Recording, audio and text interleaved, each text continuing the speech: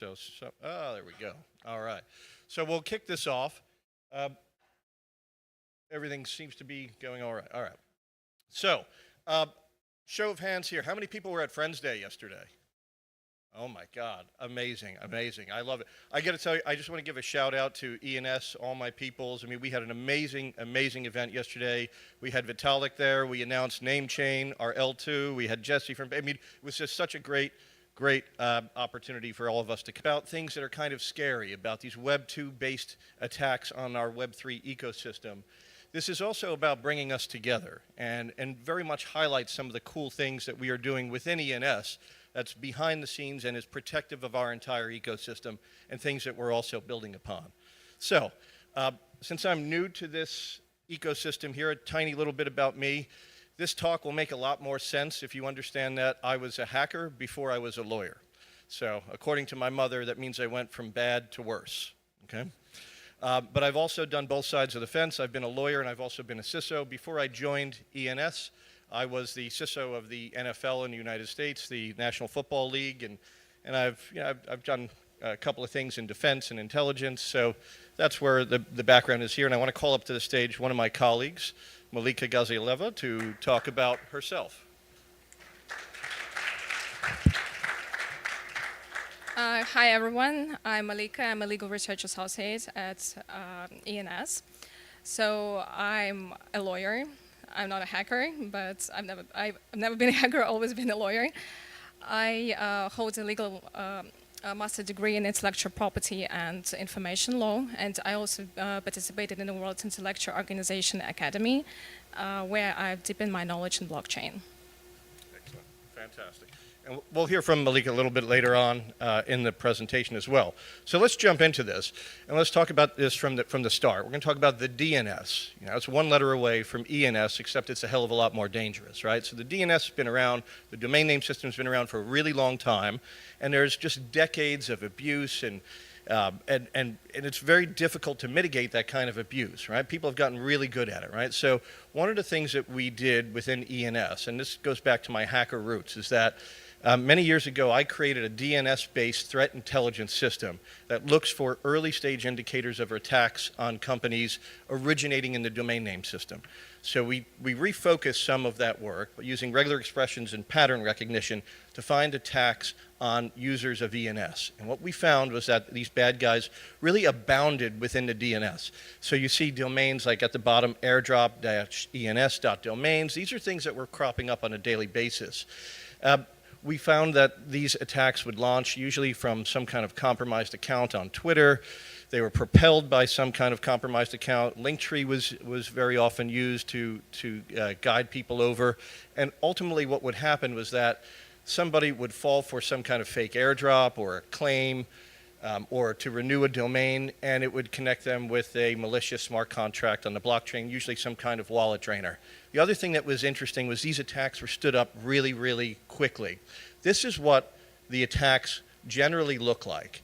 And it was one after another after another. They were really persistent. The volume and velocity of the attacks that we were finding in the domain name system was really astounding. So this, we realized pretty quickly, was an issue for the entire Web3 ecosystem as well, because it's an onboarding issue. If we're going to onboard the next 100 million or next billion users into Web3 and DeFi, we need to make the space a lot more secure. And you can see here a lot of intelligence and data within the DNS about these attacks. We found one consistent thread. And this has to do with the whois data. So what we were able to do was take that data about Lolita LLC and pivot on it within the domain name system and find over 2,200 domain names that were targeting not just DNS, but the wider Web3 and DeFi ecosystem. And these are actual domains that belong to this persistent threat actor here. I mean, it's kind of massive what we've been able to find. And these are all domains that were registered and create a list of every domain that was configured to look with name server records pointing to Cloudflare. And then if I found new NS records that were pointing to Cloudflare, that indicated that an attack was about to be stood up against that company. At that point, you can then usually scarf down all of the data that's in an open. on that particular web server, gain actionable intelligence about what's about to happen, maybe even some kind of TTPs and indicators about this particular threat actor. But so looking at the NS records here was an actual a great early warning system for us. Now here's using that particular detection system. These are actual attacks on the Web3 and DeFi ecosystem that we found and took screenshots of over the last several months. So you can see they all look very, very similar to the attack on ENS as well. But the thing that was amazing about this was that they're stood up so quickly. Sometimes the domain would be registered, and within hours you see a live attack being stood up and propelled. So what do we do about all this? What do we do about it? I want to call up Malika for a second and talk about some of the things that we're doing at ENS on a daily basis. So what do we actually do?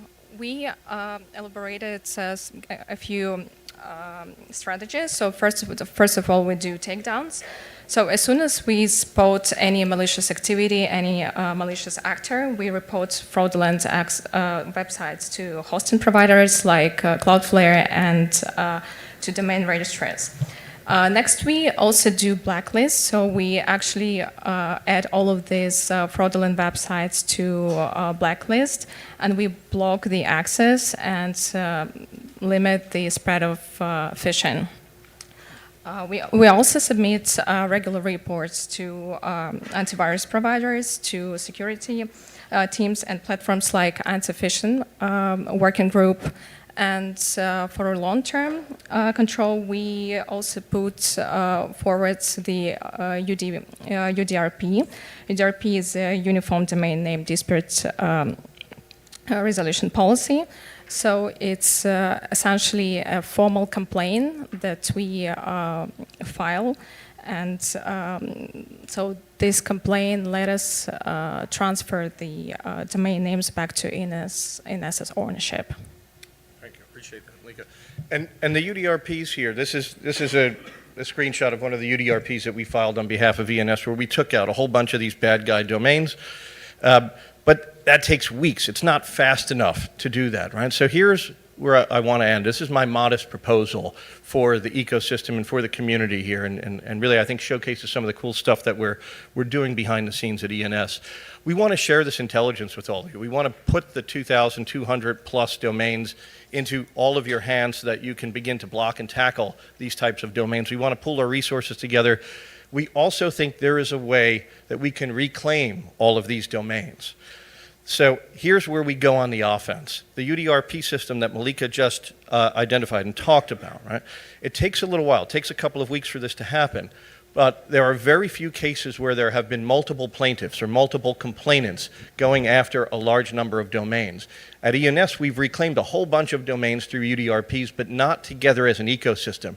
There is an opportunity now, especially with the World Intellectual Property Organization, to change some of the laws about multiple complainants filing these. Because we have common grievances, because we have a clear registration pattern from this threat actor that is going after digital assets of our users, and we have the same exact rights at issues, we can come together and file one complaint that may be able to take out all 2,200 of these particular domains. And if we do that, there's going to be a tremendous network effect. It will send a shot across the bow to this particular threat actor, which is a very sophisticated and advanced persistent threat.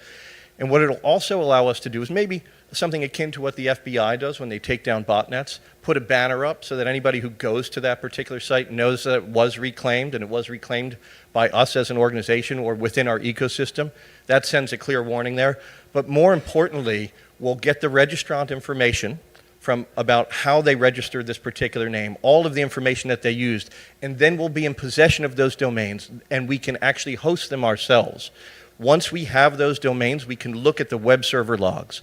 And a lot of you that go back to the 90s and web developers, you'll remember these server environment variables, one in particular, HTTP_refer, which shows you how somebody got to a particular domain, what links they clicked. That's intelligence that can be really actionable to the entire community and will allow us to push the fight back further so that we're not reacting when domains are registered and attacking our users. We can go after their infrastructure one level before it hits us. So that's basically what I wanted to show you. We really thank you for listening here. We're opening up the floor to questions. If we have any more time, we might have gone over. But please do be in touch with Malika and me if you would like to share this information, come together, and take out these bad guys. Thank you for listening.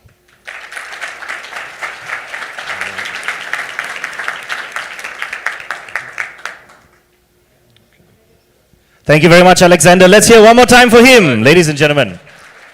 Thank you. We'll give you one or two questions. I think just one or two questions. If you don't mind, you can scan the QR code. Now, we're not going to be taking questions from the floor, but we will be taking questions on our online system. So if I could invite you to just scan that QR code, you can ask a question. We've only got a short amount of time for questions. I can just take maybe one or two short, quick questions. Don't mind, you can just send your questions there. Scan the QR code. It's going to open your Devcon Passport app. Scroll to the bottom of the app and look for the Q&A column, Q&A button. It's on the bottom right-hand corner, and you'll click the button, and it will allow you to ask a question for this session. Okay, I'll just wait for about 30 seconds to a minute. You have time to submit your questions. Click Join Q&A and submit. I know some of you are excited to ask in person, but because there's so many, we have to do it online. It's a little bit easier. All right, I'll wait another 10 seconds. It's not loading? Oh. You can try and switch between Wi-Fi and mobile data if you have. Is it loading for everybody else? I've got it. Have you sent it? No? Do you want to just shout it Anyone else? Anyone else? No worries, we can always come back to the system. Yeah.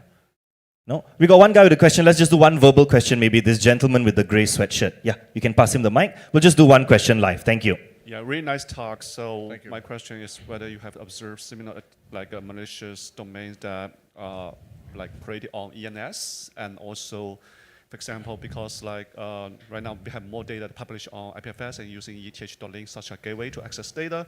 So is any kind of such a tech or better practice for gateways to also address this type of issues? Yeah, we haven't observed this type of activity within .eth, right? In ENS domains, we have not really seen that. This is more of a Web 2-based attack surface that's targeting our users, and I think that's because that's the real vulnerability, right? Is that the facility with which a threat actor can register a Web 2 permutation of a company name in a different top-level domain and then stand something up is much easier. And threat actors are so used to operating in the Web 2 space. The Web 3 space is new to them.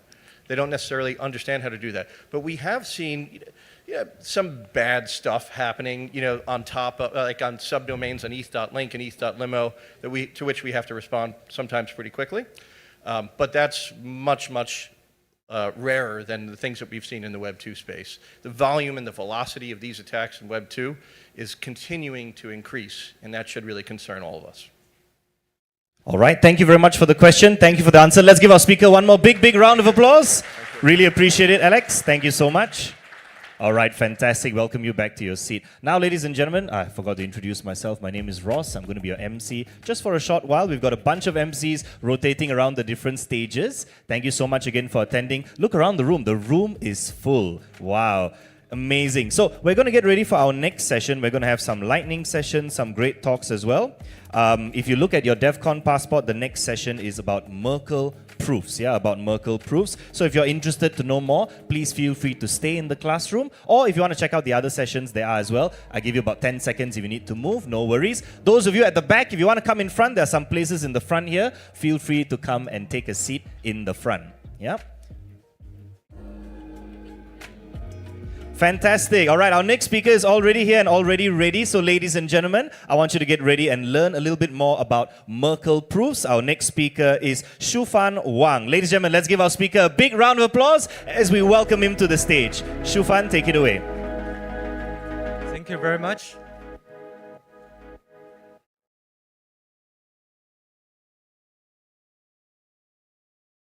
Hey guys, I'm Shufan, a security engineer from Chain Security. I'm very happy to share my insights about Merkle proofs.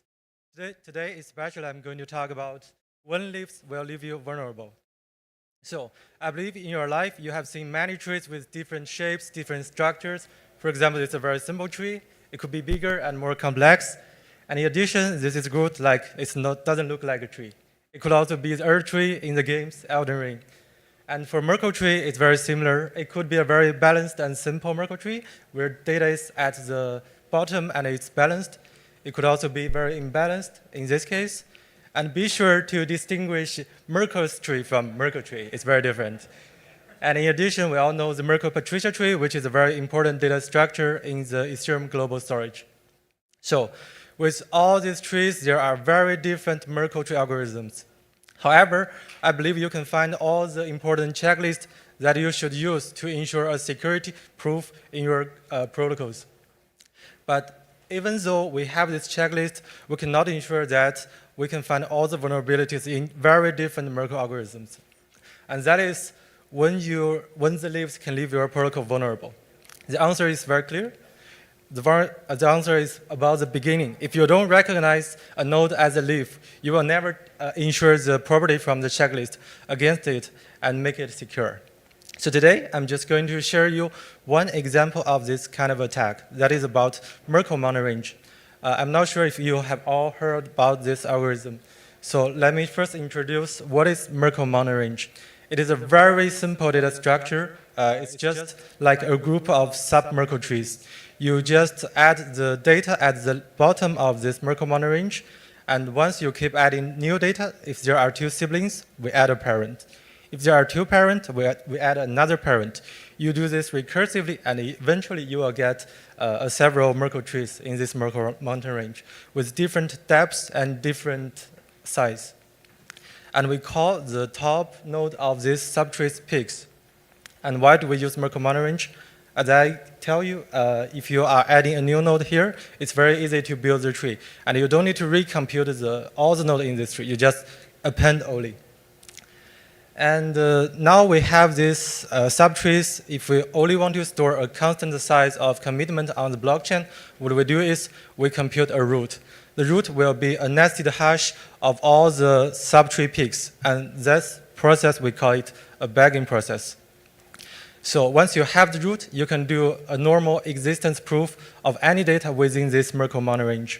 How do you do that? That's also very simple. We first do a proof of any of the leaf within the subtree. And once we have that proof, we can also add more peaks within this proof so we can reconstruct the root at the top. And just take a minute to think about what can go wrong in this algorithm if you want to prove any data within any of the leaves. So we must have some assumptions. So let's assume the people who is adding data to this Merkle monorange is trusted. So he won't add any malicious data. He won't add a subtree into these leaves. In addition, let's assume you have sufficient validation of the index and the depth of the leaves when you do the proof, so that you can't easily use another intermediate node as a leaf here. Like for example, the P1 and D1, they are very different nodes, right? The P1 has depth 1, but D1 has depth 2, so you can't use the intermediate node in this proof. Even with these constraints, can you break this system? The answer is yes. If we just take one step back and look at this Merkle monorange again, we'll find there's actually a hidden tree when you build the root. That makes up of these peaks. So we have 3 peaks of the subtrees here. And now we are building another Merkle tree with these peaks to the root. And as you can see, we have no validation of the peaks in the previous assumptions. And that means you can easily find a vulnerability here. And here is one example of this attack. So on the left side, this is the Merkle monorange. On the right side, I do the attack by just removing the D5 and D6 leaf node. And now, as you can see, the P4, the intermediate node, becomes the leaf. And more surprisingly, they have the same depth as the node D5. So now if I'm going to prove P4 in the subtree of N1, it will have depth 1. That satisfies all the properties we have validated before, but we have never validated the peaks. So this is a trick that now you can prove something non-existing in your Merkle tree. So that's the example I want to show you today, and the summary is very simple. A non-leaf with leaf could be a leaf. So please ensure that you check all the input and validate all the properties you desire in your protocol. Otherwise, it could become vulnerable easily. And thank you very much for listening. If you want to know more about chain security and our work, please scan the QR code and get in touch with us. Thank you very much. Fantastic. Let's give Shufan a big round of applause. Thank you very much. Let's try the QR code one more time. We got about 2 minutes for questions, so try and scan it again. I'll ask the team in the back end to refresh it, and we'll see whether anybody can. If you can, let me know. Or is it still not loading? Is my hair blocking the QR? Let me move to the side. All I know about trees is that I look like a tree that has been struck by lightning, but that's not really relevant to today. So if you have any questions about trees, about Merkle proofs, why don't you try and submit it on the QR code? Now, do bear with us. I know sometimes, when you rely on technology, that's when it kind of fails on you sometimes, but it's okay. If it really doesn't work, I'll throw the questions to the audience. Has anyone managed to use the QR? If you scan the QR, you should be able to open your Devcon passport, validate with your ZooPass, scroll to the bottom, and you should see the Q&A. Does anyone see it? The validation doesn't work. What happens when you try to validate?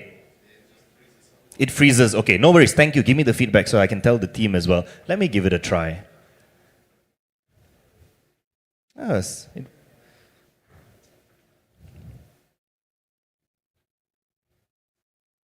Oh, there we go. It does work. Well, it works on mine. But that's fine. No worries. Since it doesn't seem to work on the screen, let me throw it to the audience. Audience, if you have a question, raise your hand regarding the topic about Merkle proofs, about trees, about leaves, and about saving the environment. Anyone? We got a question on the stage, on the screen rather. Let me read it out. Are there use cases where private keys are used in this? Shufan, take it away.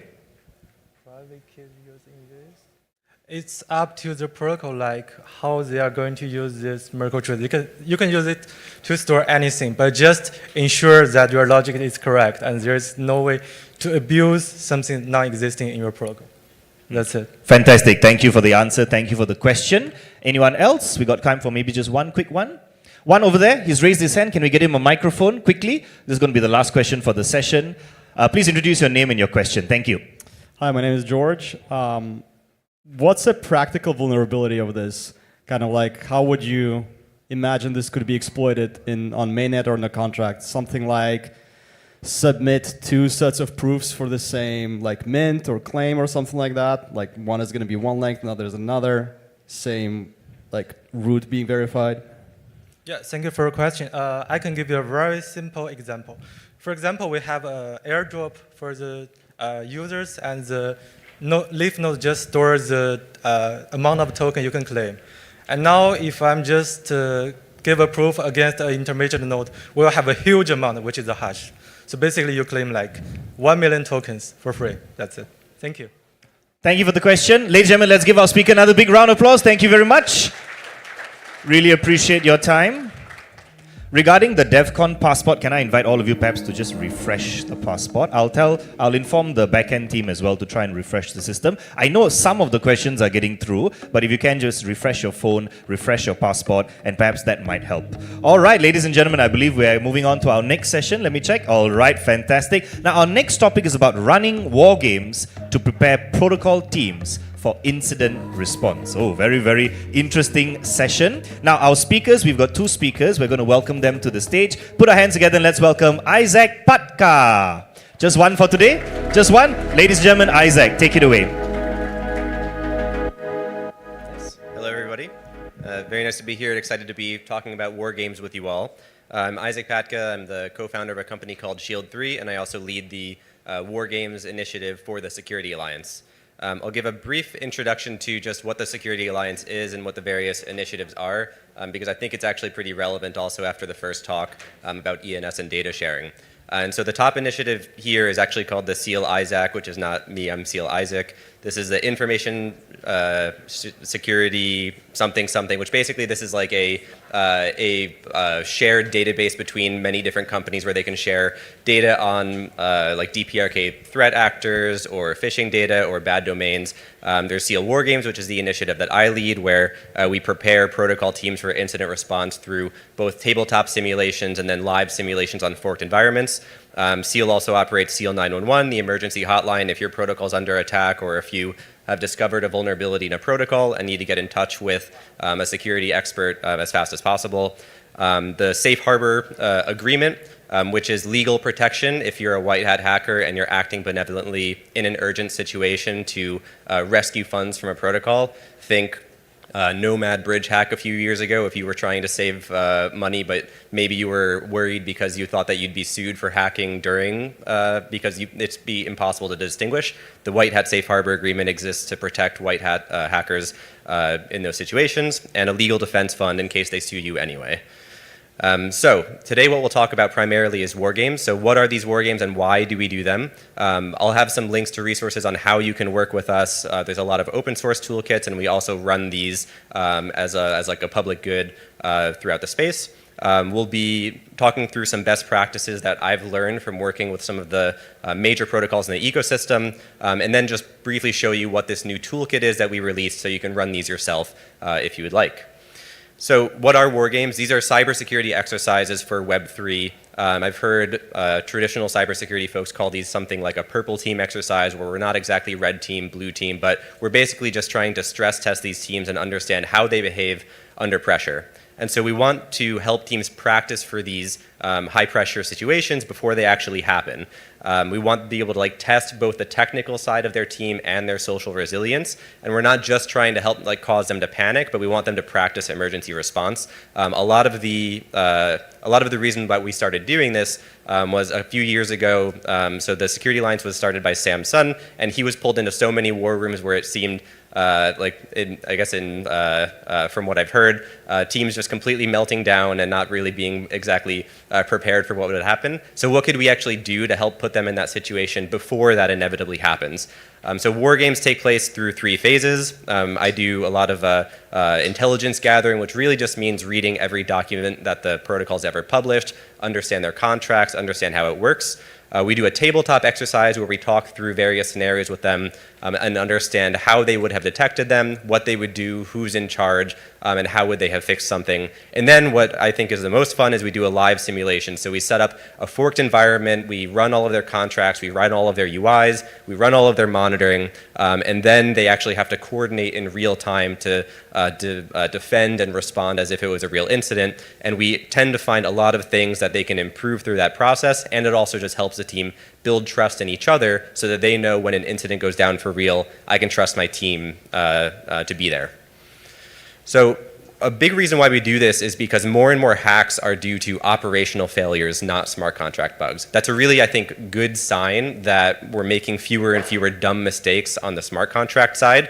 However, as all of the stuff that we're building is becoming such a critical component of global financial infrastructure, the stakes are higher to actually operationally be strong as well. And so whether that's things like supply chain attacks or social engineering, it's much harder now than just not including dumb bugs in your smart contracts.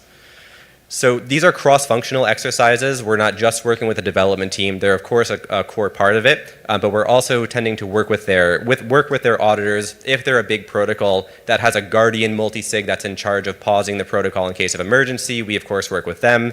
Communications team is actually essential so that we know what would they be communicating out to the public and when during an incident, and legal so that they can say, okay, if we were to take this action perhaps to protect the users of our protocol, can we do that? Should we do that? And what should we be saying? The conversations between communications, legal, and devs should really be things that are figured out in advance so that during the incident you're not thinking do we tweet out that we're under attack right now, or do we say something cryptic, or what do we say? These are things that you can just have in a playbook so that you don't have to think about it in the moment. We've worked with a number of protocols so far, but the purpose of this slide is also just to show you why teams are working with us. It's because teams are growing. These are global teams, and it's really hard to prepare for this type of thing. There's many ways to engage with us. If you're a protocol that wants to work with a security alliance and have a drill performed with you, you can. There's a form on the website, and there's also open source resources for you to be able to run these yourself. So this is a quote that I had a really hard time attributing. The internet said it was either a Greek poet or the Navy SEALs, but I think that it really stands to show why we do this, and it's that under pressure we don't rise to the occasion, we sink to our level of training. Yeah, I think that speaks to why we do this. So each one of these builds is quite different. A lot of protocols have like various sorts of like custom infrastructure and monitoring. So every time we do this, we end up having to like build a lot of things. And we've tried to combine all of those tools and things that we've learned on how to run these simulations into this drill template that you can see here. It's on the Security Alliance GitHub repository. But what are the things that we do to make the environment feel realistic? So we, of course, have to run a network fork. We're usually either doing that with Anvil or with Tenderly. We have to run a block explorer, so we're either running Block Scout or using a virtual testnet. We're running monitoring, so it's essential to mirror the same monitoring that you would have on mainnet. So if you're using a product like Hypernative, Hexagate, or Forta, we should be setting all of that same stuff up against our forked environment. We write bots to behave like users. So if it's a lending protocol, we have a lot of noisy transactions of users depositing, borrowing, lending, swapping, doing everything that would exist on mainnet, so that so it's not like the team only sees like 2 transactions and they're an exploit and then it's too easy. We try to make it a little bit harder. We have an exploit bot which ramps up intensity over time. And then if there's any sort of miscellaneous things that they need to pull in, we try to provide that as well. So this takes us usually a couple weeks to build for each protocol, but we're trying to get faster and faster each time, and part of that is thanks to this open source template that we're working on. So what are some of the scenarios that we've worked on? So as you've seen, we've worked with various like lending protocols and decentralized exchanges and L2s, and so the things that we like try to simulate are not necessarily like bugs, as in like a smart contract bug, because we're not auditors. We're not trying to just find like a mistake in your code. And in fact, like if we do, that's not what that would not be the goal. We're trying to figure out what are the things that can happen if the protocol works even how you designed it. So what if some sort of external dependency fails? What if the way that you're importing Oracle data is weird? Or what if like some token contract gets upgraded and starts behaving differently? So what are the things that are outside of your protocol's control that can change? What if your upgrade goes poorly? How would you detect that? What if there's something strange happening with oracles? And also, one thing that I think was actually pretty fun is in some cases we did like a malicious governance proposal CTF with some protocols where we just like kind of flooded them with a bunch of governance proposals that looked like normal funding requests for events or sponsorships or just parameter updates, but some of them also included like malicious data, like how Tornado got hacked, or I think a number of protocols how they got hacked just by having like sneaky additional call data that ended up having bad implications. I've pulled out a few best practices of what I've learned from working with these teams that I just want to go over briefly. And so one is just maintaining multiple communication channels to reach your teams. One thing I like to tell teams is like imagine like during a tabletop, like imagine this scenario happens, but now imagine that this happened and Telegram is down on the same day that this happened. Can you actually reach the Guardians? Do you have another way to reach them? Can you reach them on Slack, Discord? Can you page them? Sometimes we find that like when we work with a team, like a paging system that they think is set up is just deprecated and hasn't been working in a while, and they can't actually reach the teams that they want to, or they reach the team and they don't have their ledger with them. And so like, okay, cool, we got in touch with you, but you can't actually sign the pause transaction because you're camping. Like, these are things that you want to test. Also, risk isolation. This is we learned a lot, I think, from how the Yearn team prepares and isolates risk between the different strategies. And so there's a big lesson in like minimizing the amount of contagion that can spread from like one strategy to another, and also the diligence process before any strategy was employed. There was always an emergency response of like, with this change, these are the things that can go wrong, and these are the steps you would take to recover funds before they become unrecoverable. So like risk isolation with Yearn, similarly the asset risk isolation with Aave we found was very interesting, how you can see how there's all these different configuration flags based on how potentially risky a different collateral asset is. They have different properties as far as how they can be used in the protocol. So I think that these are all really interesting lessons from different like larger DeFi protocols about like how you minimize potential contagion and things from spreading. Finally, additionally, incident postmortems are really important. So this is another call out to like the Yearn GitHub repository, where you can see that every time there's been something that has happened, you can see what the team did, how they found out, and then also how they'll be improving in the future to avoid that sort of issue. And monitoring, mirroring monitoring, I think is quite important. Like a lot of teams only will run like their critical monitoring against their mainnet smart contracts. And that's handy, but the things that are actually going to trigger to maybe like pause your smart contract in the event of emergency, maybe it will never happen, or maybe it will happen like once a year. And so how can you really be sure that it's going to be there the moment of? And a lot of these tools are great, and I'm sure that they have some internal simulation capabilities, but if you can also run your monitoring against these like simulated networks so that you can make sure that it's all functioning the way that you think it's functioning, I think that's pretty key. So in the final few minutes, before I'll leave a few minutes, we'll have a few minutes for questions. I just wanted to show you the open source repository that I released a couple weeks ago with all the tools that I use to run these for protocols. So it includes like a Foundry and hard hat setup for like validating different like war game scenarios on a local fork. It contains a bunch of configuration scripts for setting up virtual test nets with block explorers to run these, templates for the tabletop exercise, monitoring and bot services, which we forked from an Optimism repository, and also like a stack for setting up like a Prometheus Grafana instance. So like this is all that I use when I run a war game. So this should be all that you would need to potentially use if you want to run one of these with your own protocols. So this is just a brief look at like what the tabletop script looks like. And so we'll be on a call usually, it's like an hour and a half with like the whole protocol team, or with like, if it's a very large protocol, maybe it's a subset of the protocol, a subset of the team, but always cross-functional. And we just talk through, like in this exercise, we're going to discuss various scenarios that you'll need to detect and respond to issues. What we want to like understand is typically like, do you know what the key dependency of your protocol is, and you know what would happen if it fails? Is there sufficient monitoring and infra to detect and respond to these failures? Do you understand who has admin capabilities within your protocol? Are there backups in place? So this is almost an additional information gathering step for us, so that we can design the best live scenario. And then the questions that we ask in each one of these scenarios is always, like, how did you discover this issue? So if we're looking at maybe an L2 and somebody submits some sort of fraudulent withdrawal proof, how did you find out? Did you wait until somebody reached out on Twitter or Discord and said, hey, it looks like X L2 is under attack right now? Or did you have some internal system that would have alerted you within seconds? And so first, how did you find out? Do you know who to gather? Does somebody become an incident commander here? Do you have like an on-call team, or is it like whichever engineer is awake somewhere in the world is the one that has to deal with this? Like, how does that work? Do you have a response plan for this? If not, why not? Is it just too rare?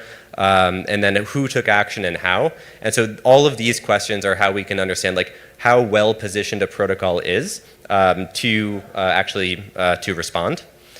And then for the live drill, the setup steps, this is always the part that takes me the longest, but we create the fork, run the bots, brief the team. I'll send them some sort of like dramatic message of like, you're now in a very realistic simulation where this really bad thing's about to happen. You have to treat it as if like everything was, as if it's all real life. But you typically don't need to encourage that. Like they'll go into stressful mode, and everybody wants to show that their internal tooling really works really well. And so yeah, teams we've found always take it very seriously. I always love to observe kind of especially just the conversations between like dev and comms, where it's like communications prepares like a statement, developers are like, no, we can't say that at all, or developers want to say we're pausing the protocol, and communications is like, no, we can't say that. Like, so that's always really interesting to observe how that works. We have this is just a view of like a Tenderly virtual testnet. So I found that this is like, I used to set up like an Anvil fork and a Block Scout and a Block Scout Explorer, but that would always take me like 2 days. So lately I've been using these tools, but you can run these forks using any tools. But this is like what it looks like when I set up a fork of mainnet. And then this is like my Grafana setup, where I'll have like just a basic invariant monitoring thing where we're checking for certain conditions, like more tokens were withdrawn from an escrow contract than were actually locked up for a user, and why would that happen, and how would we fix it? And then the team actually has to submit the transactions on the testnet. We try to do a couple things to keep safe, like change the chain ID of the testnet so that the actual like response transactions couldn't actually be replayed on mainnet, because we wouldn't want to be able to like take a pause transaction from our testnet and then actually pause a major protocol on mainnet. And so we changed the chain ID. And then we also try not to make them access like keys for safes and stuff if they really don't need to. And so we'll kind of spoof the process of doing like a multi-sig transaction, just in case like there's all sorts of security procedures around accessing these keys. Yeah, so we try to keep teams safe doing that. Here's a link to a few resources. The first one is actually related to an event that was 2 days ago that we hosted here in Bangkok, but I left it there because I think we'll be doing more of these like live events where you can compete with each other to try to white hat rescue funds from protocols. The second is the GitHub repository. We have the Security Alliance website where you can sign up for a drill sponsored by the Security Alliance, and you can also sign up for drills on my company's website, Shield3, if you're on an accelerated timeline. Or feel free to chat with me if you're just like, hey, I want to run war games for protocols. I'm happy to share. So thank you. All right, thank you very much, Isaac.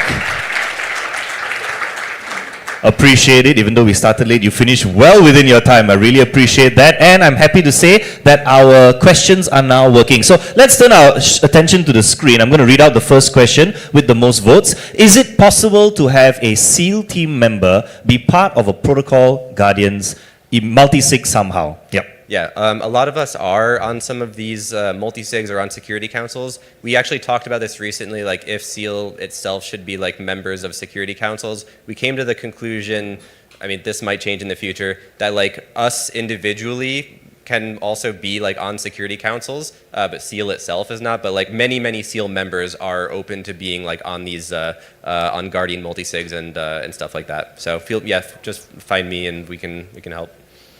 All right, thanks for the answer. Thanks for the question. Next question that got voted to the top. Do you share threat intelligence data on chain? If no, how or where do you share threat intelligence data? Yes, so the Security Alliance website should have a link to the SEAL-ISAC, which is the information sharing tool. There's a large amount of data that actually is available publicly, but then also if you're like a wallet company or an exchange, we're also, there's like even more sensitive data that can be shared in a more private way. So that's the best place to look for like for just data being shared across teams. It can be, they're even starting to gather a lot of information just about every time like a North Korean developer applies to a protocol, they try to just like profile it and understand like how they're doing it, who's getting in, just so that we can like share data on like how teams are being like trying to be infiltrated. So Thanks for the answer. SEAL ISAC. Mm. Yeah. Thanks for the answer. Great. All right, let's go on. We've got time for more questions. Does the drill occur unexpectedly, i.e. the team knows it'll be happening, but doesn't know when? I've gone back and forth on this a few times. Initially, it was like we would give them an 8-hour window and then say like, okay, it's going to happen at some point in this 8-hour window. But then I was just sitting there like stressed waiting for it to start. So I always just started it right at the beginning of the window.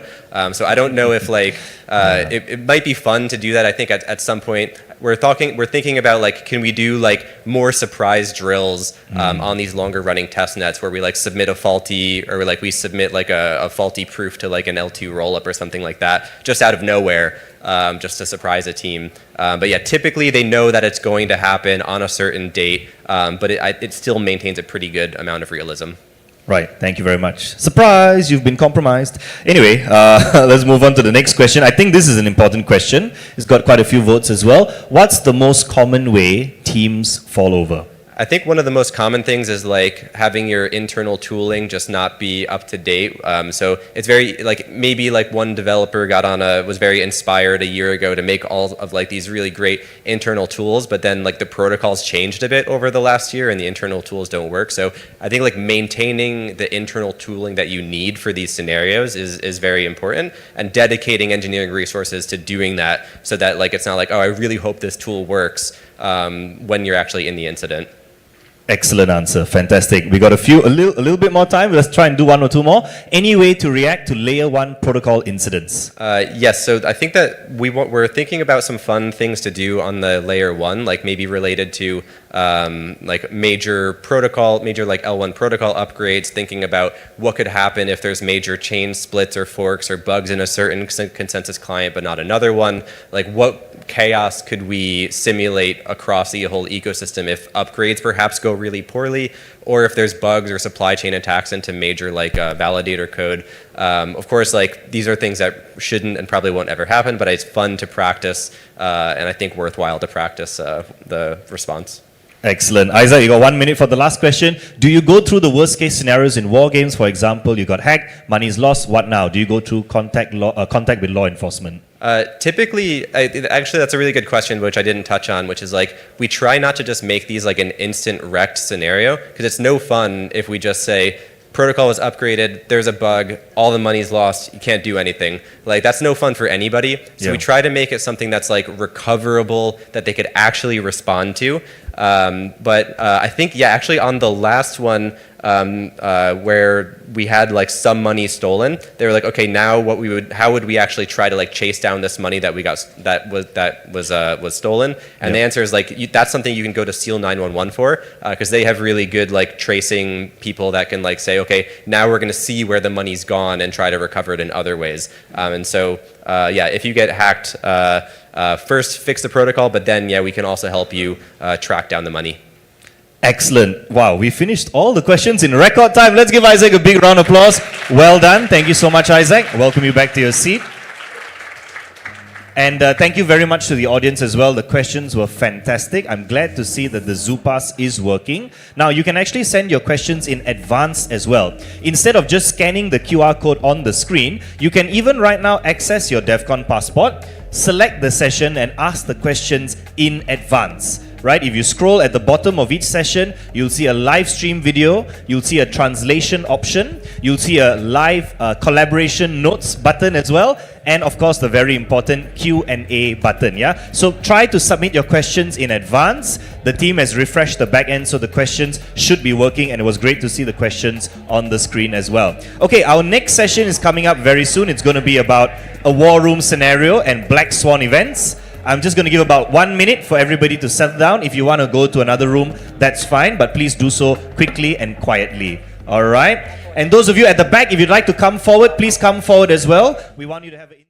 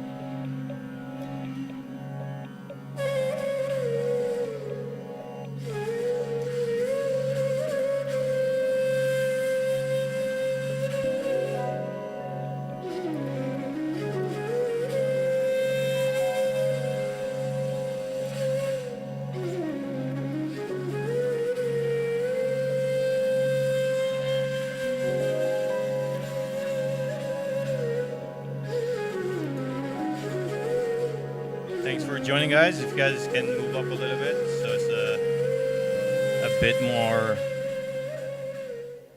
respectful to the speakers. If you guys can just kind of fill up the front seats, that would be appreciated.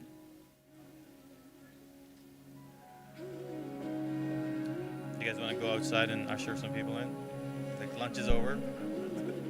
Get in the room.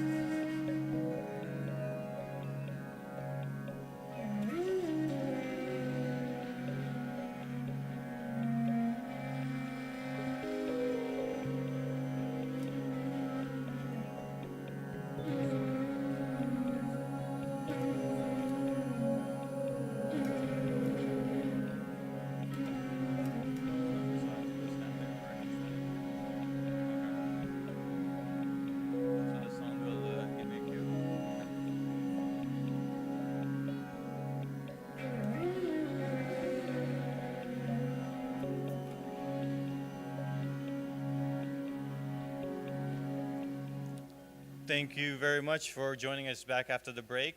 We have a great lineup of talks coming up. And the first one is by David, who's going to be discussing a little bit more about the open challenges when it comes to mini apps and frames. And as you guys know, forecasters and frames have been quite the hype within the ecosystem. So I think it'd be interesting to learn a little bit more about the development issues and what we can be looking forward to. Thank you.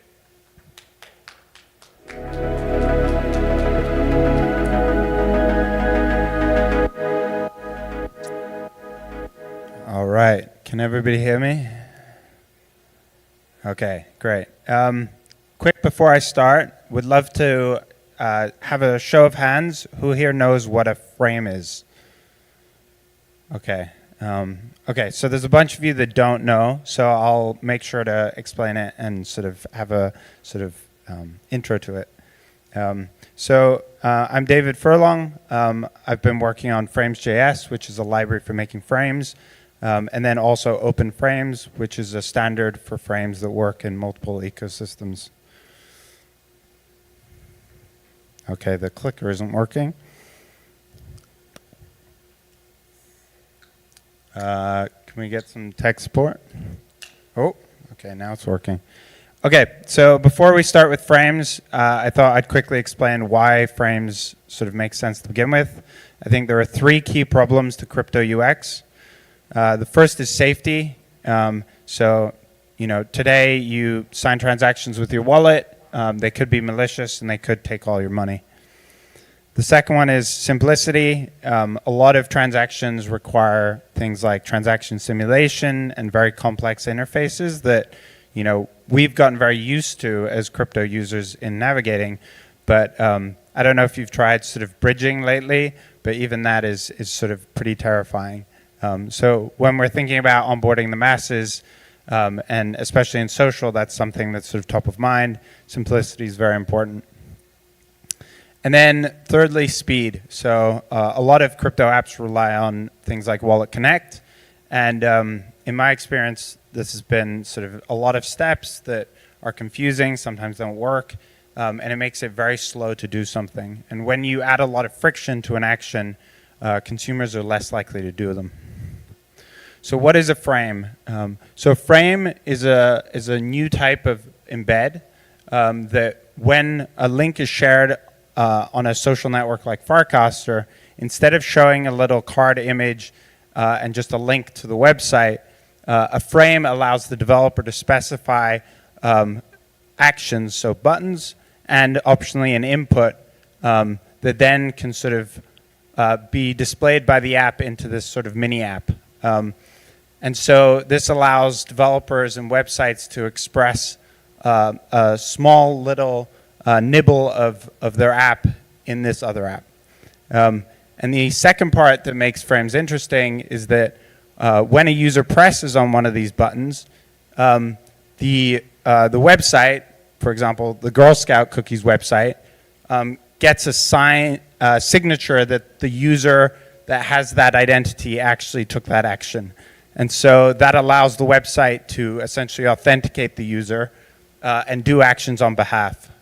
So for example, I can press a button and the Zora app will let me automatically follow someone on the Zora app without ever leaving Warpcast. So Frames originated in Farcaster, but now they're supported across numerous ecosystems. So XMTP, Lens, base profiles, and we have an extension for X as well that brings Frames there. So do Frames today solve the 3 problems of crypto UX? So because this is a lightning talk and I have very little time, I'm only concerned with the technical problems around this. So there's other problems that are sort of less technical, like distribution of frames.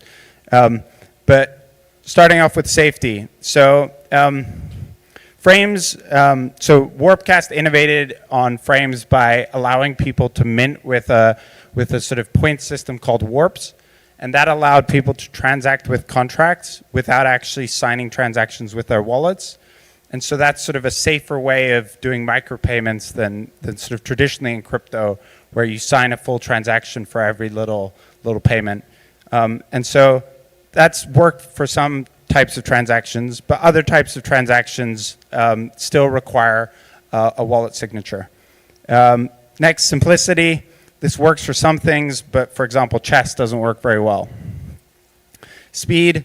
It works for a lot of small things, but as soon as you get into more complex games or sort of 5-step games, a lot of the sort of experiences become limited by the speed of frames. And that's because of the way frames work. Everything at the top there is an image, and image generation is kind of slow. So where do we go from here?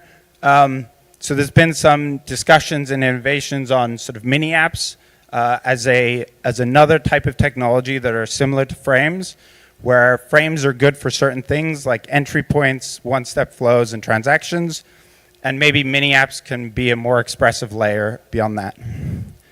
Thank you. Any questions? Happy to answer them.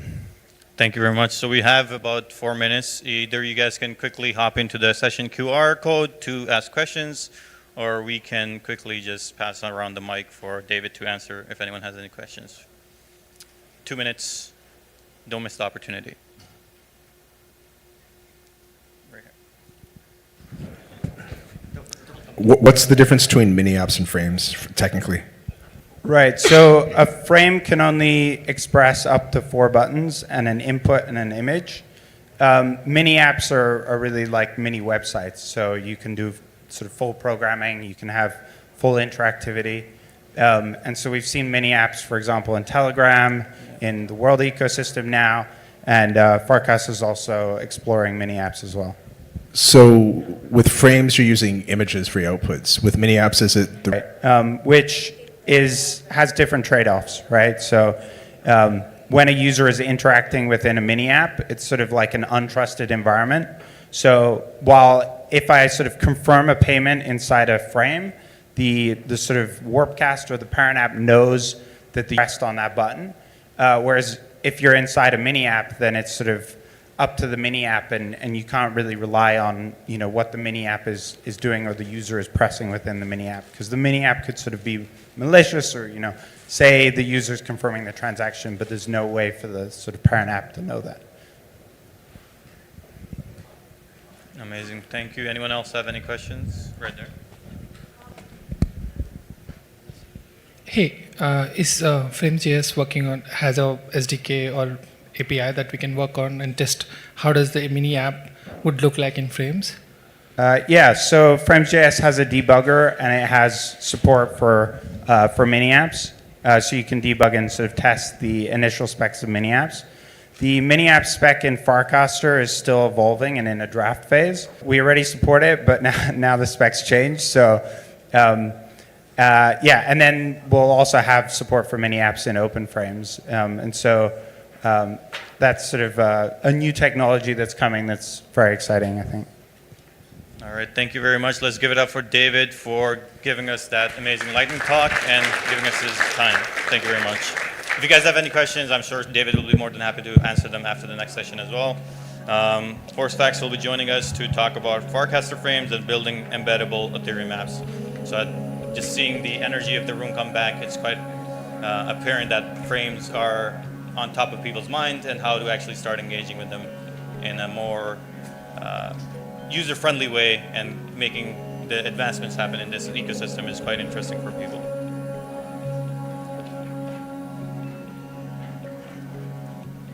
So I hear you're going to do a live demo with the internet involved.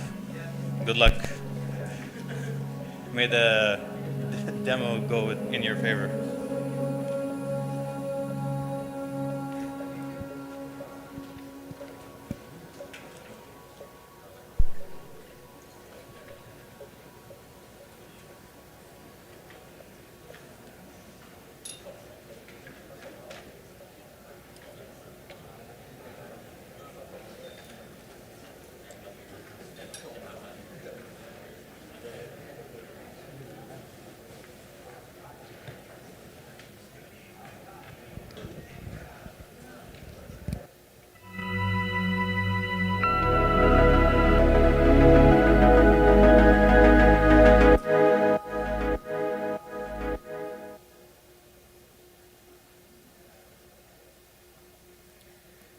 All right, hey everyone. My name is Horsefax, and I work on Farcaster. I'm here today to talk about building embeddable Ethereum apps using Farcaster frames.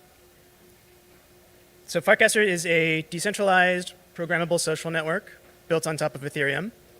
And this is what it looks like right now. It's basically a feed-focused, short-text social network.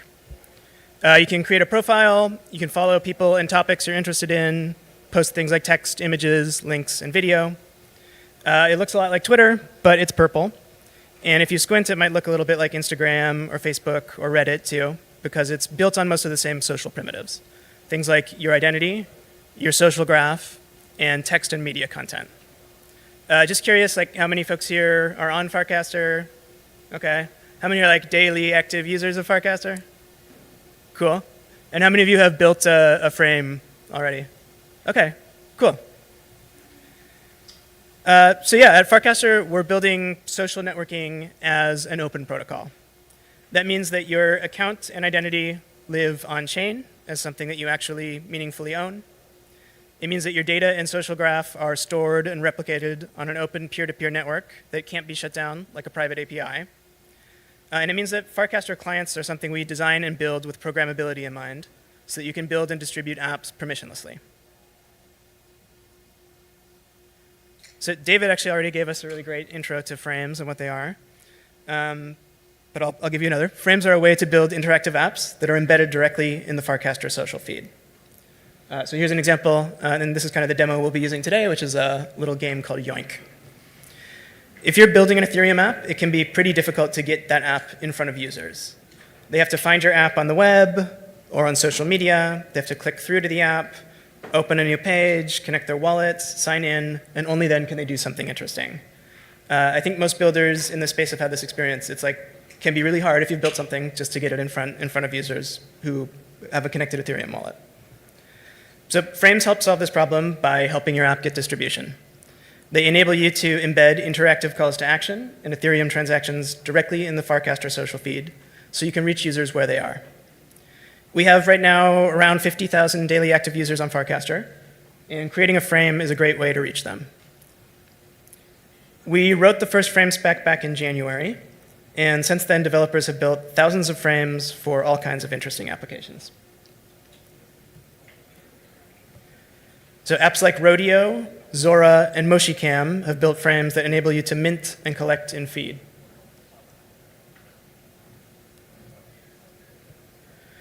On Farcaster, every polymarket link is a frame. where you can make a prediction in just a few taps.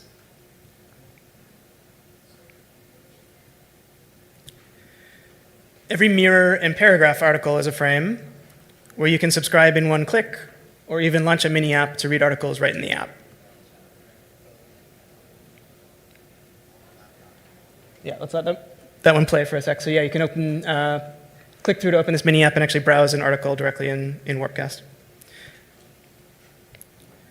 There are frame apps for organizing and managing events that take place in the real world and events that are online, things like meetups and audio spaces. Developers have built frames that facilitate payments, subscriptions, and commerce. And that's just the surface. There's a lot more. Things like polls, media, games, crowdfunding, tipping, swapping, and much more.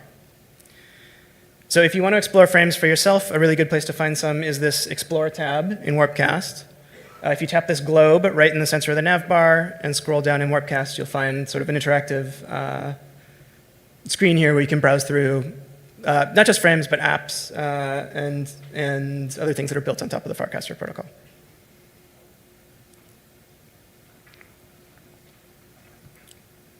So frames are cool on their own, just as like an embed that appears in the feed, but they get even more interesting when you combine them with other programmable surfaces in Farcaster.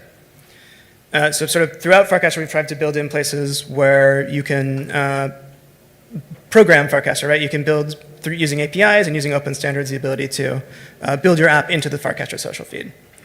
So for example, developers can build mini apps that interactively add frames from the cast composer. So you can create a poll with Ponder and insert it into a cast on Warpcast. You could search for a GIF to insert from a GIF keyboard, or you could share media like books, songs, and movies with Nook. You can also launch a frame by clicking on a cast to take actions like translating, bookmarking, and tipping that exist in kind of the context of a cast. So you can think of this almost like a browser extension for a social network or a programmable like button that's built into the app. A final way you can use frames is sending them in direct messages. So like this event reminder on the left was sent through a direct message. So sort of closing this feedback loop where you can communicate back to the user and send them a frame in a direct message. So we think about frames, actions, mini apps, direct messages, all of these things as developer Legos that we're building on top of Farcaster and into Farcaster clients. And building Legos that enable you to kind of snap them together to extend clients in new and interesting ways and embed your app throughout the social feed.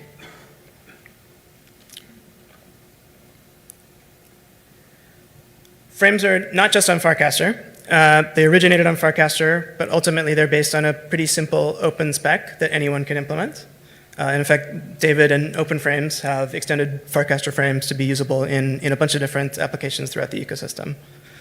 So thanks to projects like OpenFrames, you can build frames that now work across Farcaster, Lens, XMTP, the open web, and even like he demoed using their extension on X. We think there are now at least 24 apps that display frames across the Ethereum ecosystem. You can see some of them here. On the left here as well, you can see a frame that's embedded in Lens, so a math quiz frame that works across the Farcaster and Lens ecosystem.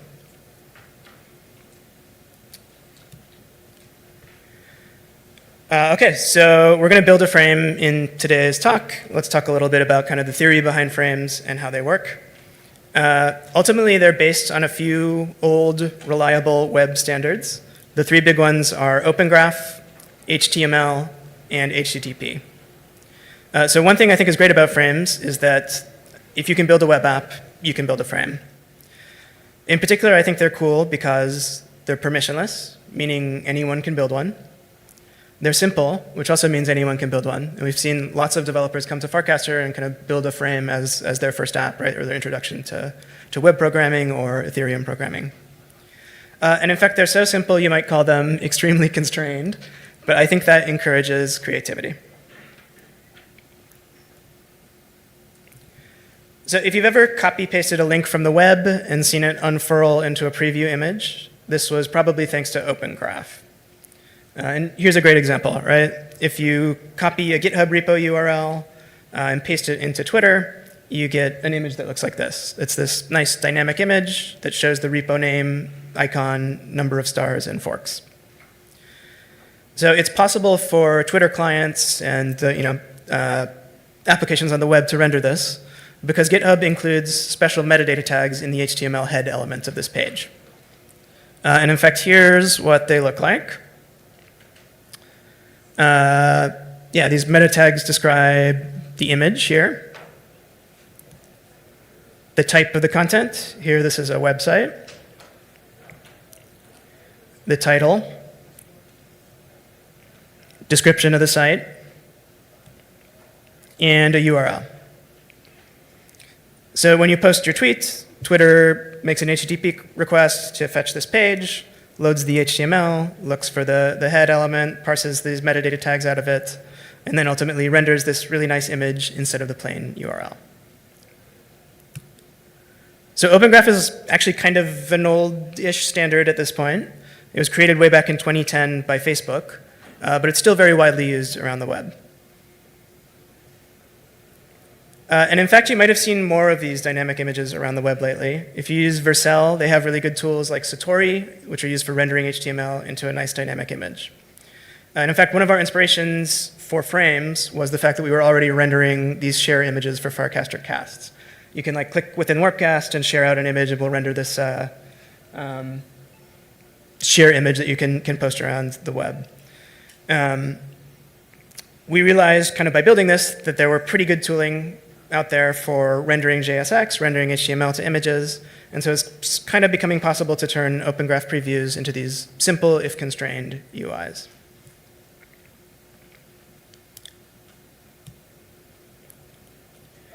Okay, so the big idea behind Frames is that we're going to take the sort of static Open Graph metadata and extend it with the ability to define interactive actions and simple UI elements along with static components that you're used to from Open Graph, like an image. But ultimately, it's all the same basic idea. Farcaster client will fetch the URL. It will load the HTML, parse out the meta tags, and render an interactive embed. It's just that if it's a frame, we have happened to add these buttons and actions that define some interactive things you can do with it. So here's what frame metadata looks like. You can see it looks a lot like Open Graph. You can define an image. Think of this as your UI, right? This is kind of your browser canvas in which you're going to build and render your application. You can define simple UI elements. So buttons, you have up to 4 buttons, and you can add a very simple text input. And that's it.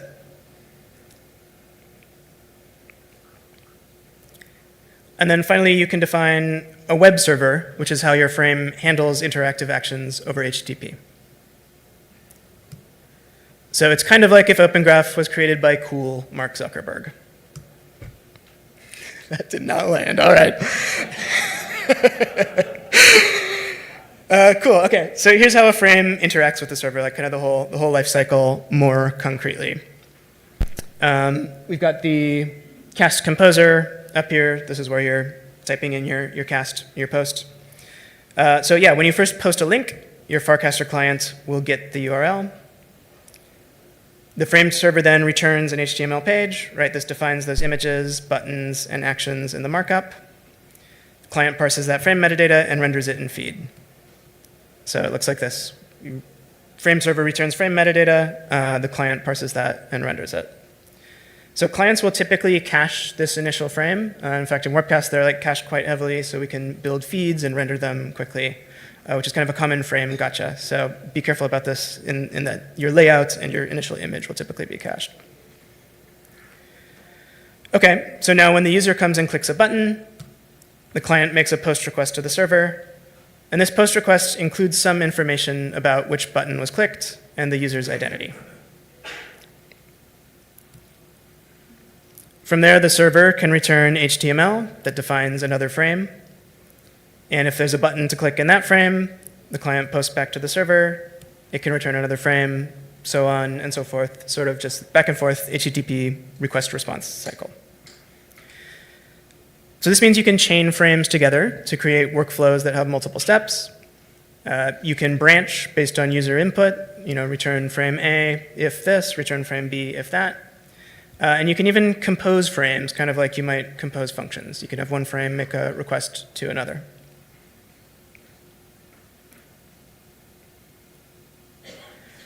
Okay, action types. So you can define this image, you can define these buttons that make particular requests that represent different types of actions. What are those types of actions?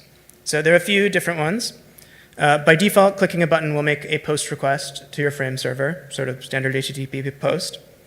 There are some other types as well. So you may want to link out, right? Send the user to an external link. You can do that using either a post redirect button or a link button. So which is, one of those is a sort of a dynamic link where your server will receive a post request. You can respond with a URL that will redirect the user to. So you can use that to kind of figure out if you want to dynamically link based on some state of the request or the user or whatever. Versus a link, if you just want to add a static link, which is like a pretty common typical use case, you can simply add that as a link button.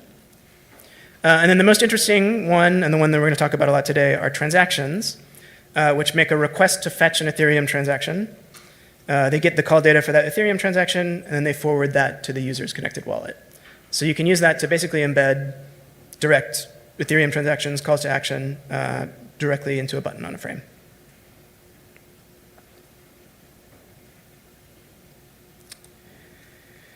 Okay, so images and buttons in HTML metadata, you can think of these as defining your frame UI. We have HTTP requests made to your frame server that define the actions you can take, the behavior. There's one more really important frames concept to cover, which is the signed frame message.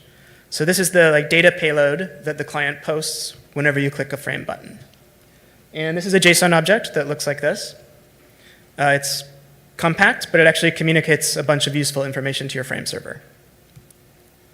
So up here you get the Farcaster user ID of who interacted with the frame. In this case it was me, that's my FID 361. It tells you what frame they interacted with and when they did it. You get in here in this cast ID component information about the cast, the post where the frame was embedded. And that includes who posted that cast, which is very useful. And then of course you get which button the user pressed. So you can use this to figure out what they did and then respond to it on your server. So in addition to all this, since Farcaster data is open and public, you can further enhance this with data from the user's social graph or on-chain history. So for example, you could look up whether the user who interacted with the frame is following you, or you could look up their linked Ethereum addresses and figure out whether they own a token, things like that. This last component of the message is probably the most important. So this trusted data field is a hex-encoded cryptographic signature that you can use to verify the data in the rest of the message. So every post, follow, and like on Farcaster is a cryptographically signed message, which is stored on Farcaster hubs. When you publish a cast, basically you're signing a message with an ED25519 key. Hubs will store that message as long as the key exists in an on-chain registry. So your Ethereum account controls your identity. That account can delegate to an ED25519 key, which signs your messages on the protocol. Those go onto Hubs, this peer-to-peer network, which stores all the data. Yeah, this is kind of a diagram of the hub system and how hubs work. So a hub will accept a message if the cryptographic signature is valid and if the key is in the on-chain registry. So frame messages use this same format, which we use for signing posts, signing reactions, signing all the other types of messaging data on Farcaster. You can verify them in exactly the same way, but they're ephemeral. So they're not stored on the network, but you can still verify them in the same way. So this means it's possible to build authenticated experiences that rely on the user's identity. And you can do this permissionlessly without needing an API key or asking the user to log in. And so concretely, the way that you can do this is to interact with an HTTP API that's exposed on the hubs. You can basically grab that grab that hex-encoded signature out of the message data, make a request to a hub API, which will verify it for you. And if you want to do that, trustlessly as well, you could verify the signature yourself, check the on-chain signature, et cetera.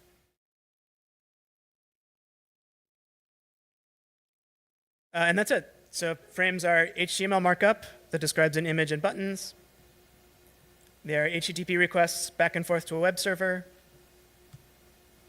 And they're assigned data payload. Those are the three most important principles. OK, so some design principles for building good frames. I think we've seen thousands of frames built over the past year, and after seeing lots of experiments in the wild, there are a few principles that I'd encourage for building good frames. The most important is to just keep them simple, fast, and focused. The very best frames have a clear call to action and a linear workflow with only 1 or 2 steps. So if you're trying to build like a complex multi-step app that has a lot of branching and error handling and callbacks, a frame might not be the best way to build your app. They're really good for simple calls to action, linear workflows without too much branching. I like to think of a frame kind of as a Game Boy, right? It's this very simple constrained user interface. You have a couple buttons, and you want to fit sort of a simple, fun, fast experience into a very limited UI. Or even better, think of like the Wii U, if you remember this. Think of it as the little gamepad screen that was built into the Wii U. Basically, there's a whole game, your application, that's going on outside your frame. But your frame is a way that you can highlight a specific action in context in the feed and encourage somebody to take an action in context now. You can definitely build your app frame first if you want. And frames are permissionless open standards, so you can do whatever you want with them. But I think it's almost always best to keep them simple. Here are a couple examples I grabbed that I think are good frames.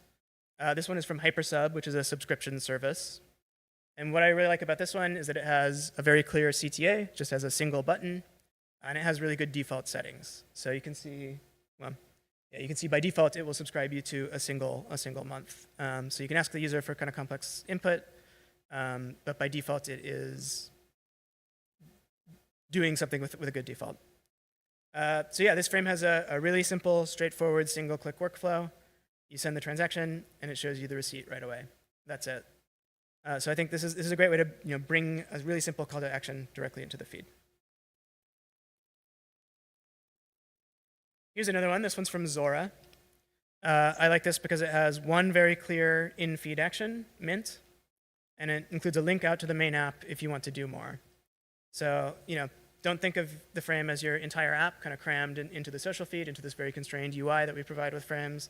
Think of how you can bring the most important actions from your app that exists outside of Farcaster into the frame and kind of put those in front of people. So Zora also really makes nice use of the image. They're showing the number of mints and comments dynamically. This can be kind of tricky to get right because of the way frames are cached, but we will respect cache headers, and you can build dynamic frames that kind of regularly update and show things like the number of people who have minted, the number of people who have interacted. I describe this as kind of an advanced technique, so practice a bit with frames before you do this, but it's a great technique if you're careful about how to do it. So Paradigm put together a great resource called the Frame Interface Guidelines, which has a bunch of principles for building good frames. If you're interested in expanding on this, I would encourage folks to go check that out. So there's a Figma guide and a bunch of guidelines here for how to think about building UI and how to think about building really good user interactions in frames.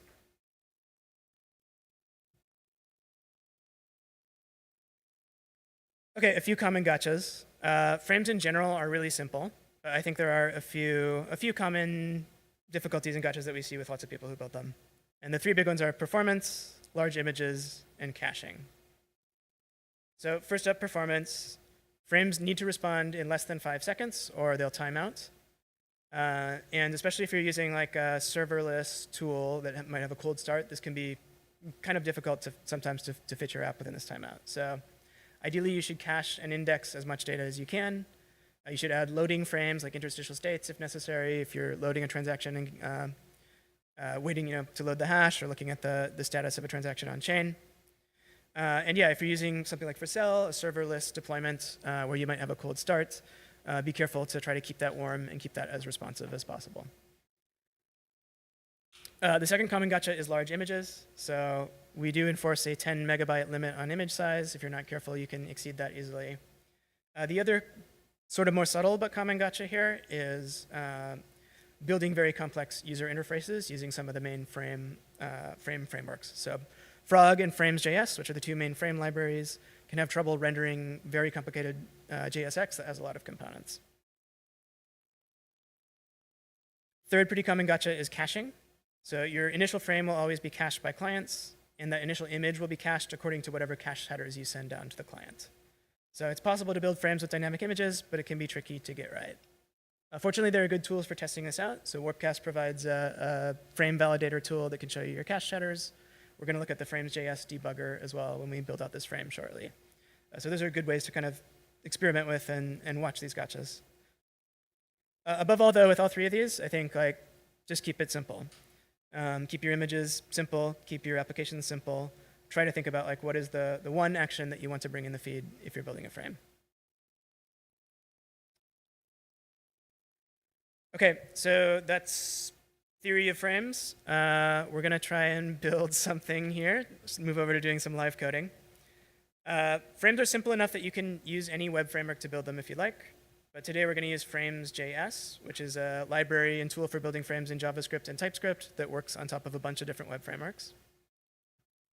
In this example, we're going to use TypeScript, Next.js, and React today, but it plugs into a bunch of different frameworks, and so you can sort of use your tools of choice. We're also going to use a few ecosystem tools. So we'll use VM to read and interact with a smart contract. We're going to use Nanar, which is a Farcaster API service to enhance our app with Farcaster social data. And we're going to use Ponder, which is an indexing tool for Ethereum contracts. OK, yeah, and the goal today is to build a really simple game that interacts with a smart contract. It's a capture the flag game called Yoink. Here's what it looks like. So in Yoink, you can see who currently has the flag. You can yoink the flag from them. And when you yoink it, you will get a token in your wallet. So we'll track the number of yoinks that have happened to build a leaderboard. And then we will enhance the context of the game with Farcaster data. All right, hopefully this goes well. I'm going to switch over to live coding from here. But if you want to follow along, you can clone this repo from GitHub to get it up and running. And yeah, let's give it maybe 5 minutes for folks to grab this repo and get set up if they want. In the meantime, maybe we can take questions.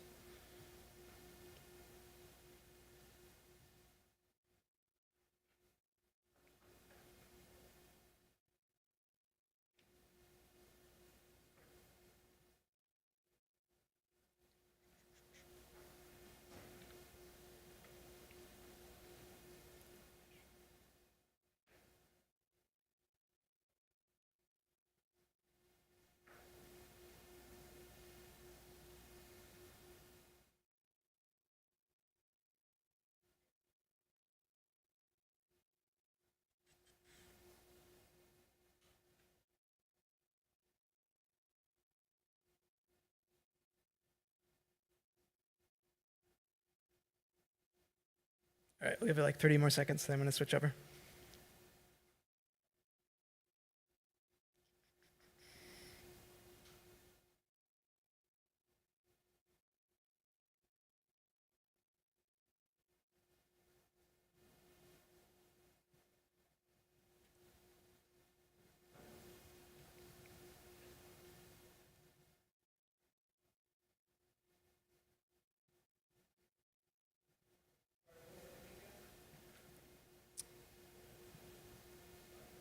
Here, I'll put it back up for a sec. Yeah, github.com/horsefacts/yoink devcon.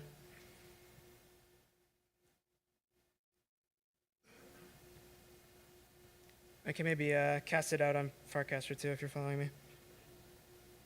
Let's do that.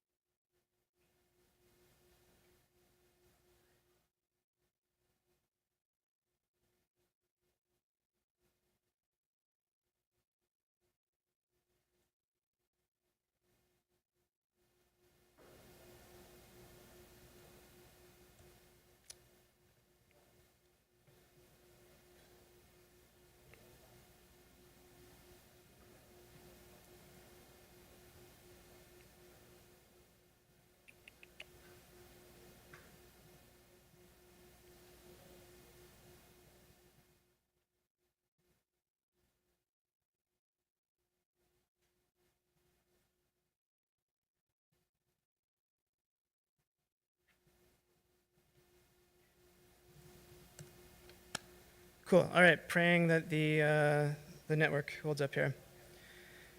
OK, so yeah, here's our Yoink repo. This is our Frames.js repo. This has been created with just like the Frames.js starter kit. We'll give a quick walk through the repo here.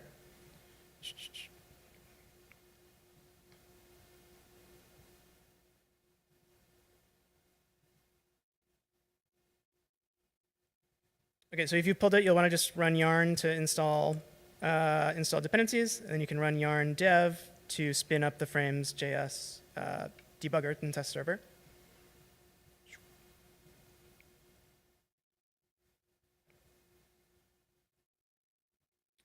We'll look at this Frames.js debugger in a sec, but let's take a quick look at how this is all laid out first.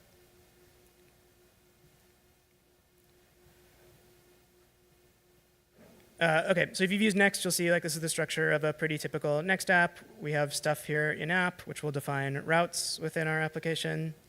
And we have some components, a frames folder here, which will create a /frames route. And then we have this global stuff like our global layout and our home page. We've based this on the Frames.js starter kit, which has this really, really useful set of examples out of the box. So if you look in this folder here, examples, you'll see sort of worked examples for lots of interesting and different things you might want to do with frames. So here's like the most basic frame, caching, building composer actions, dynamic routes, error handling. So if you're poking around in this repo sort of as we go, this is a really good resource to go look at how to do different things with frames.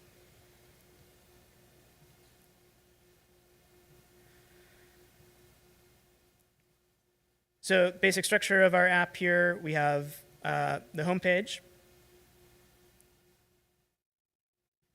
And then nested inside this frames directory, we'll have our actual frames code. And we can go look at this home page.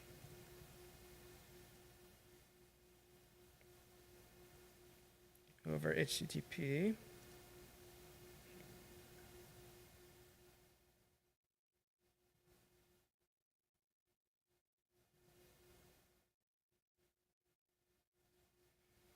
Cool. So you can see here, if we look in our page markup, we're serving these meta tags, right, that we looked at: FC frame image, open graph image, and our frame buttons from this entry point of our app.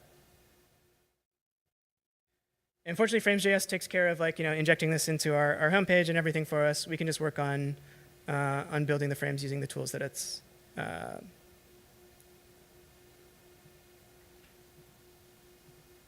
provided here in this frames directory.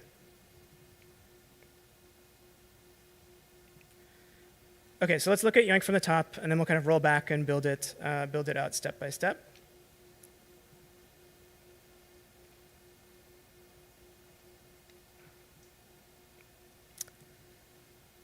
Here in this frames.ts file, we're kind of defining the configuration for our frames application. So a base path, which is like where we're going to mount the frames. We can define sort of all the configuration for the app here. Go check out the Frames.js docs for all the details on how this works. We can define things like middlewares. So if we wanted this to be compatible with other frame ecosystems, like Lens or XMTP, we could add middlewares here that extend it to be compatible with other ecosystems. And then here's our entry point frame route. So frames route.tsx. And you can see we're kind of mirroring that structure that we looked at in the frame meta tags. We can define an image and some buttons. And the cool thing about Frames.js is that we can define this image dynamically using JSX. So if you're familiar with writing React, you can build up a dynamic image here just by using JSX components.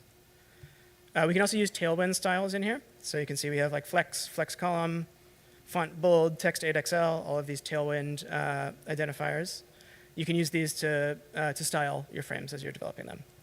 So here's our simple entry point image. It says yoink. Click to yoink the flag. We have a button. And this button points to another frame. It's pointing to this path @/start.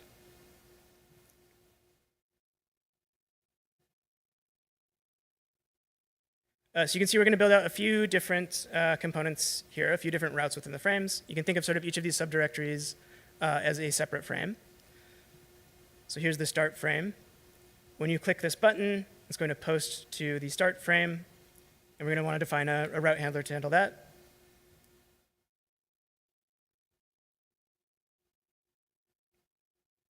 Here's this frame.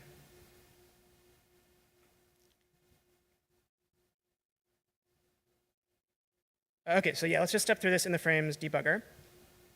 So when you run yarn dev, this will spin up this local frames.js debugger, which you can use to browse and view your frame.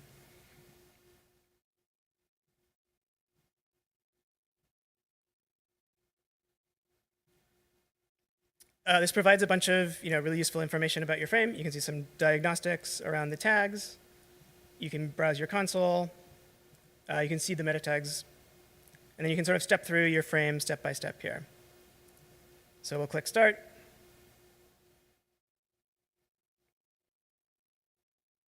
Oof, OK, network connection is working. It's going to show us who currently has the flag.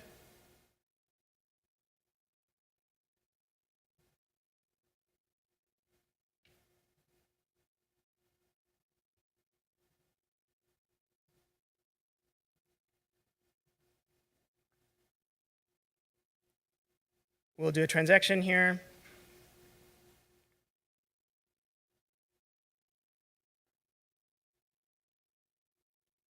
I've yoinked the flag.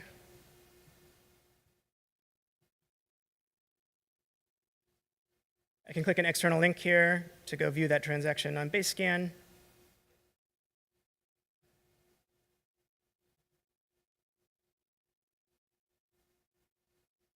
And then we've got a simple leaderboard here that shows who has yoinked the flag, their addresses, and how many times.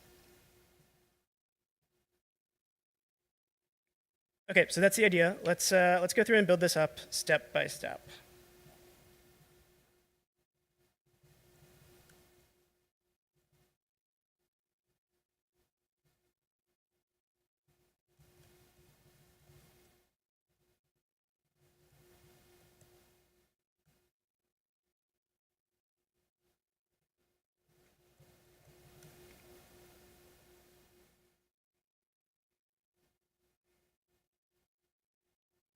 OK, so we're back to the frames.js starter here. We have kind of a simple demo app where we can increment and decrement a counter.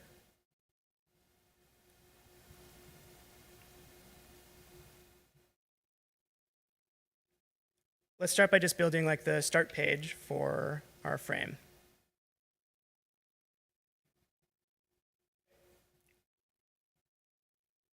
So we'll come in here to our entry point route.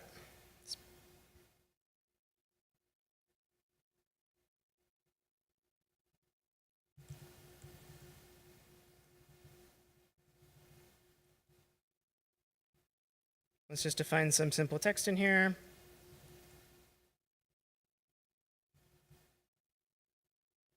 Yoink.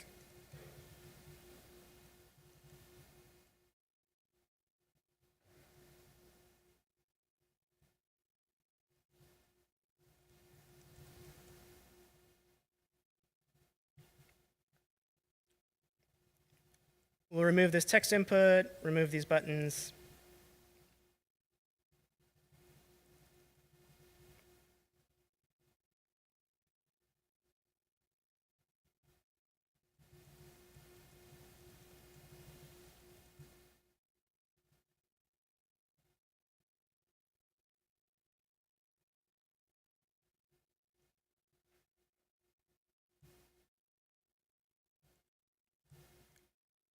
And for now, we'll just put a simple button here that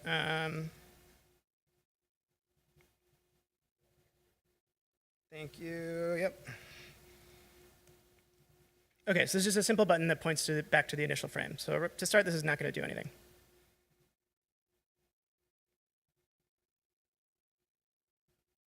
Cool. OK, so there's our image. Yoink, click to yoink the flag. We have a button. We can click to start. This is just like posting back to our same initial frame, so it's not yet doing anything. So if we wanted to, we could access the context from this request. So that information that's in that signed frame message in this context object.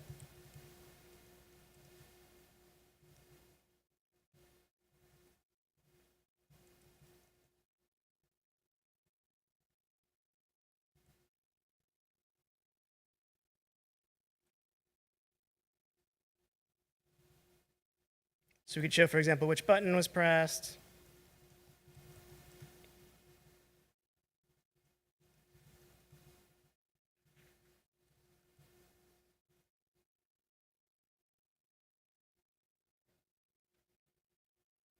Or the ID of the user who pressed it. So we'll just put those here in this initial frame. Cool.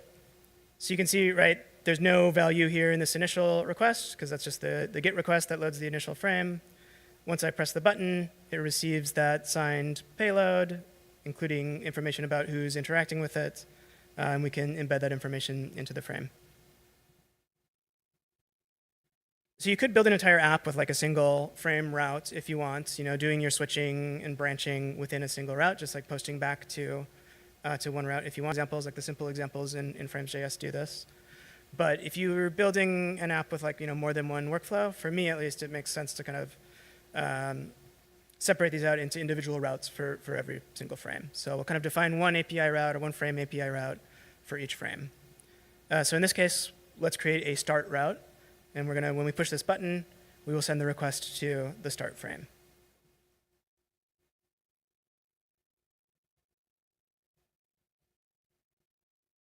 All right, so we'll create a directory in here with a route.tsx. I'm just going to copy paste our start frame.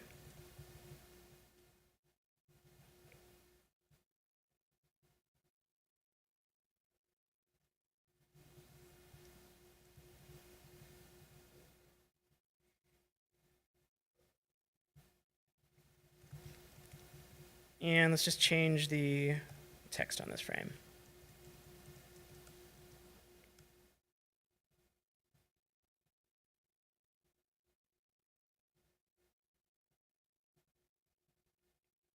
OK. We need to update this one to point to this new route.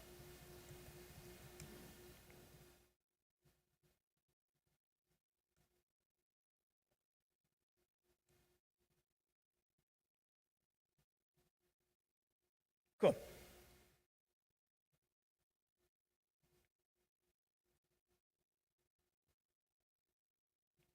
Let's remove this context data.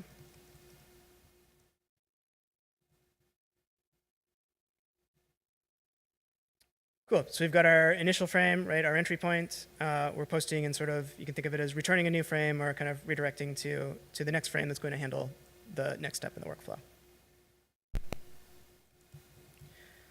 So with Yoink, it would be really cool to use like a dynamic image that shows the number of Yoinks on the first image and shows a bunch of contextual information.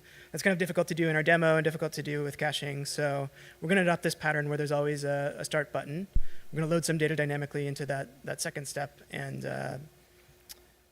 display it in that second step. So if you're building frames and want to avoid some of these issues with caching, it's not a bad idea to sort of always start with this start step, this initial interaction, and then you can start loading dynamically data from there. It's a lot easier to avoid issues that you might bump into with caching. So we'll follow that approach here.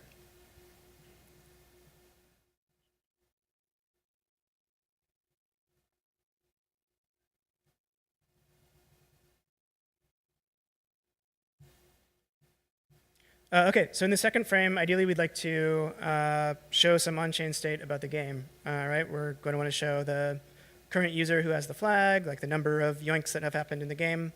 And to do that, we're going to need to read some of that on-chain state from the contract.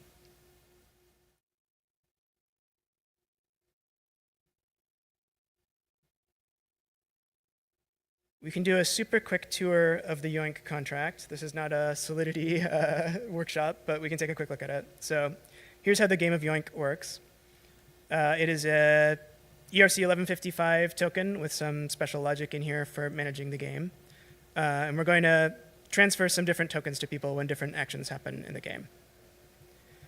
So we're tracking the total number of Yoinks in the game, the time it was last yoinked at, the current record for most yoinks, the address of the top yoinker, and the address of the person who last yoinked the flag.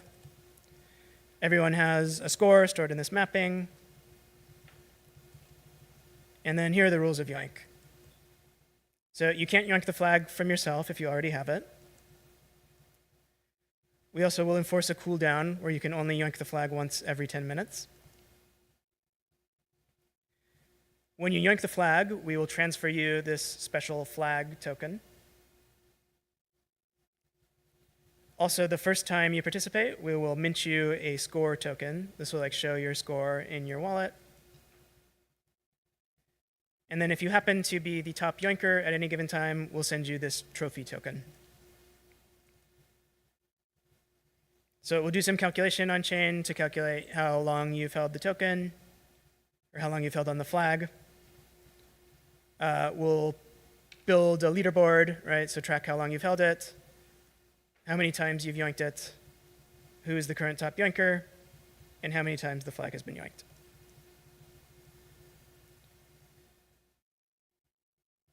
We have some helper functions in here for generating on-chain SVGs, so these tokens on-chain image.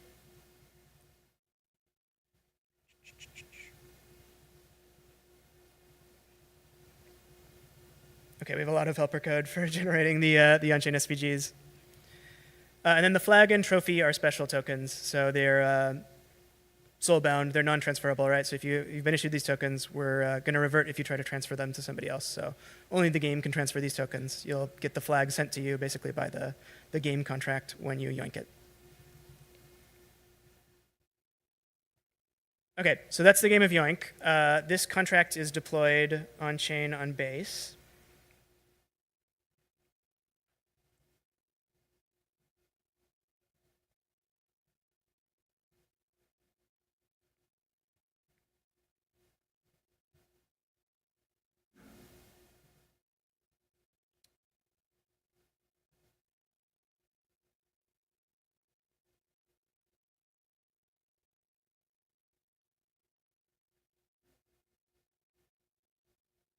Okay, we'll give up on that. But yeah, it's deployed on-chain on Base, and we can, you could interact on Etherscan, right? You could go to BaseScan and call the yoink function to play the game.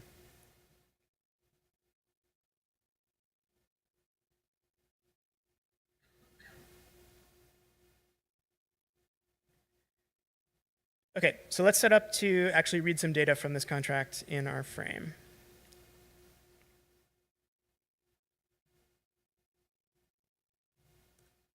And to do this, we'll use VM. I'm going to add some helpers in here.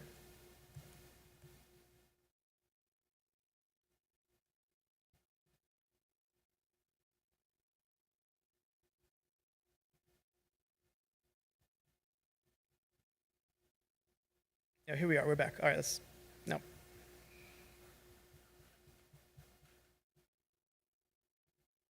Okay, so we'll grab the contract ABI. Let's add it here.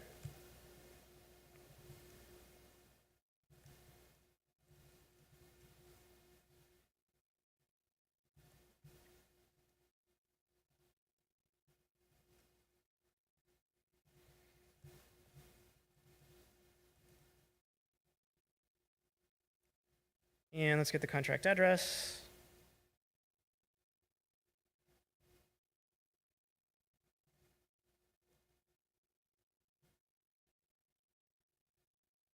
Cool.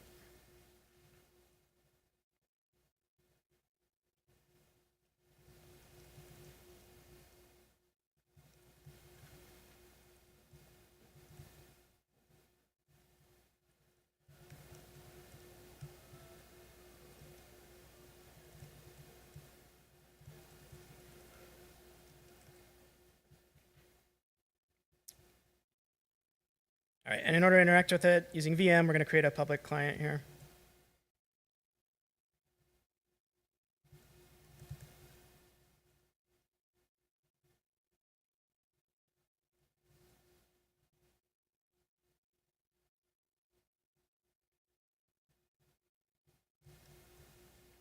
Connect it to Base, and we'll use the HTTP transport by default.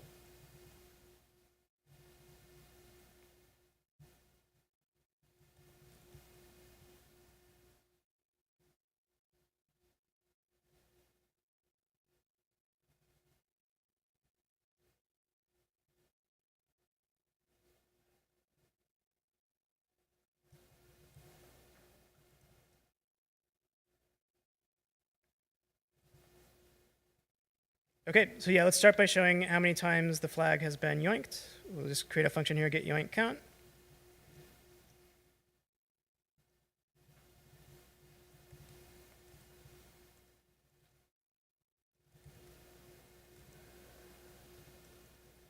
And we'll read our contract.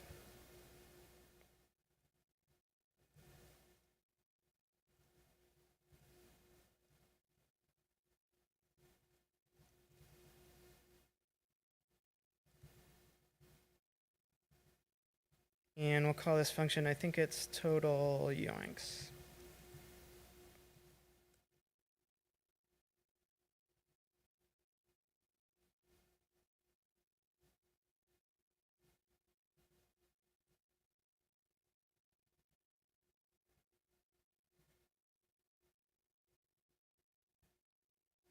I need to crib for my notes here, hold on.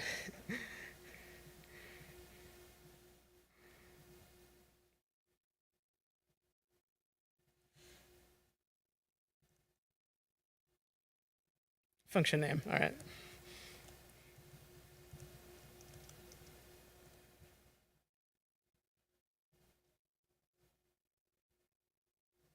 Cool, so that should be what we need to go read data from the contract on chain.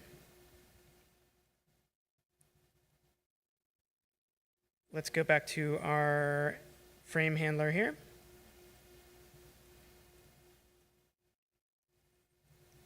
And before we render the image, right, we can call that function to read some data.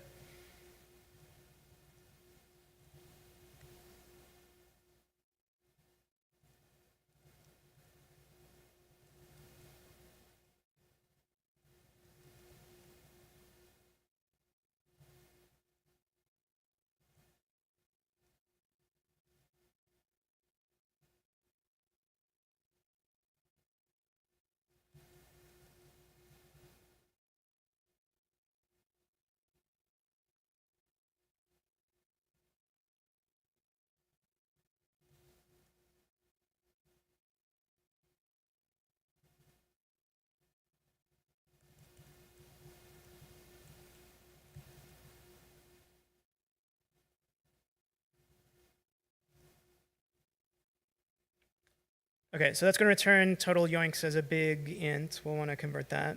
Let's do that in the function. Oh yeah, we need to wait it and return it. God, love lag quitting.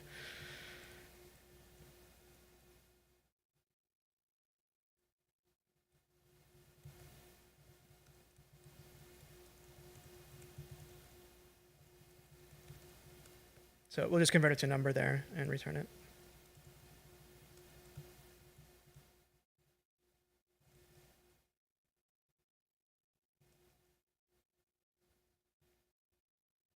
All right, let's put it all together.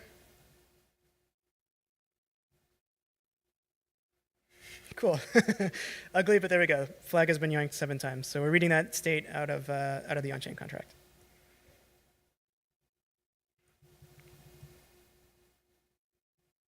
So next we'd like to show who currently is holding the flag. We can add a similar function here.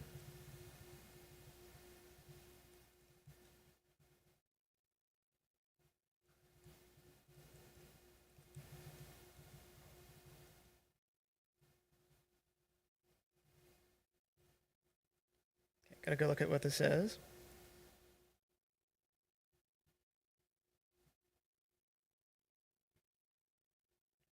Okay, this is the last yoinked by address, so this will show us who is currently holding onto it.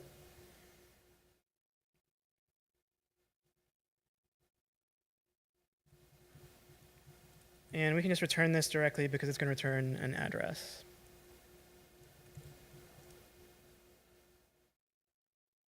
Yeah, cool.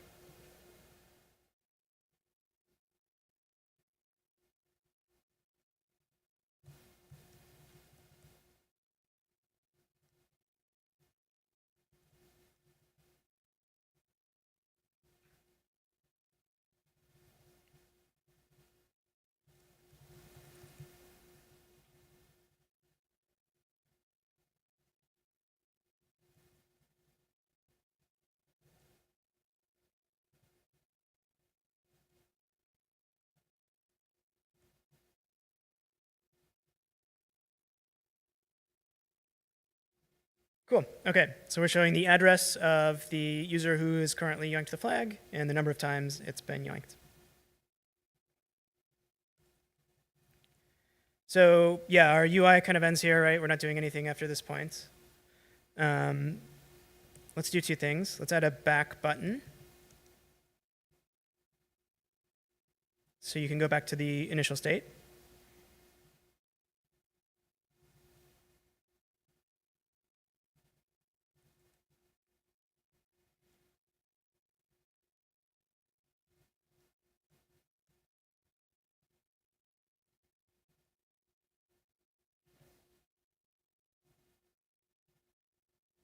Cool. So now we can kind of go back and forth between the launch frame and this data frame, this start frame. That's pretty boring though. What we actually want to do is be able to trigger a transaction here, right, to yoink the flag.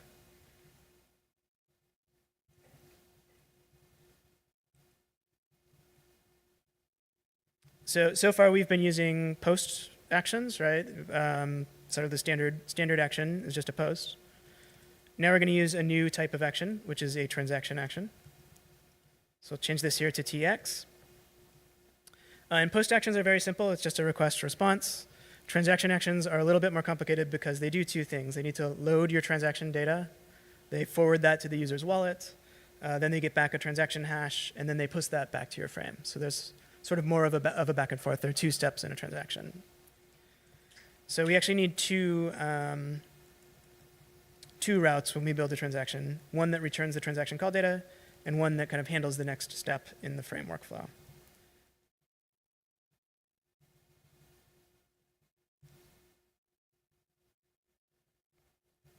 So the target of this transaction action is going to return the call data, and then the post URL is going to be the action that handles the response.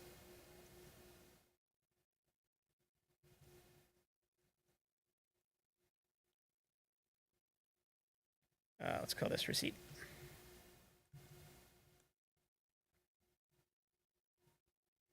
All right, so two new routes. Let's go create those.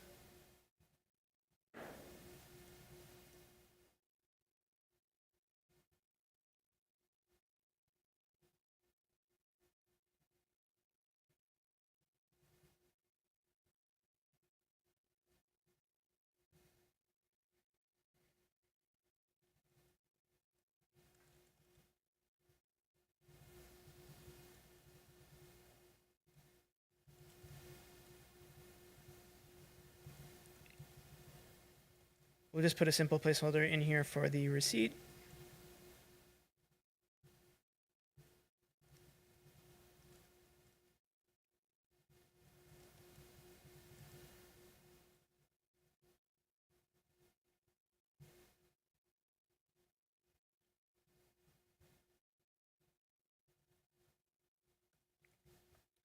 Okay, and then this TX data handler is going to look a little bit different because it's returning JSON about an encoded transaction.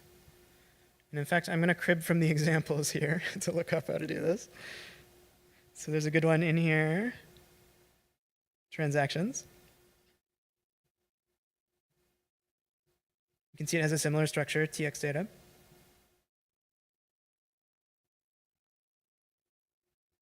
So this particular example is reading from the Farcaster storage registry. It's doing some encoding of the transaction and construction of the transaction. We'll just crib from that.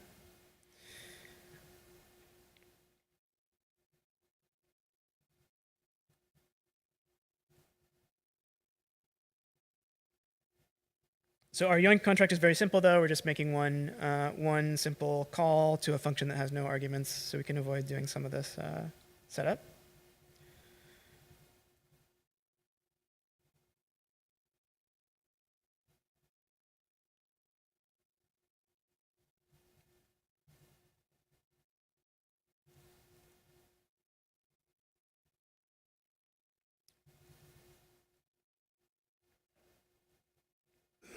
Okay, and here's the basic structure of a transaction route handler. So you're going to return JSON that looks pretty much like an Ethereum RPC request.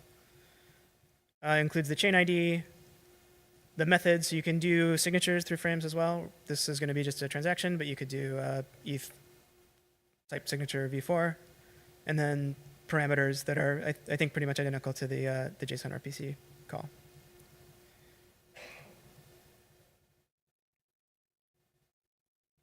Okay, so in our case, we're going to use the Yoink ABI.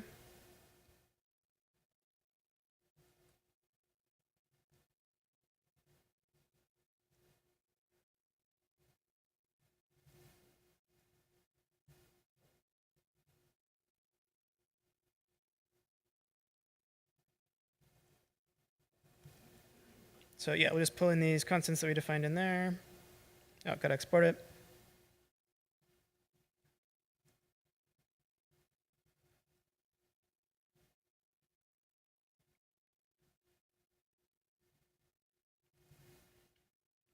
We're going to call that contract address. Let's skip data for now.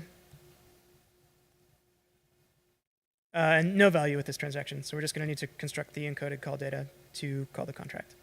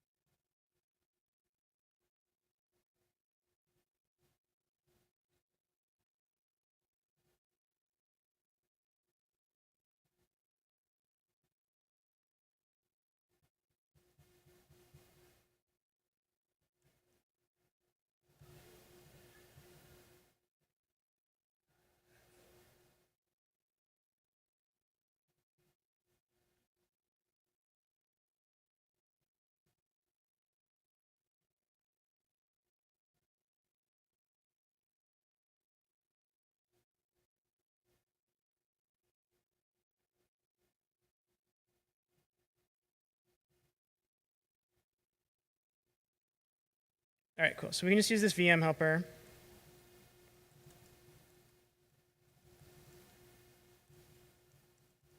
Encode function data.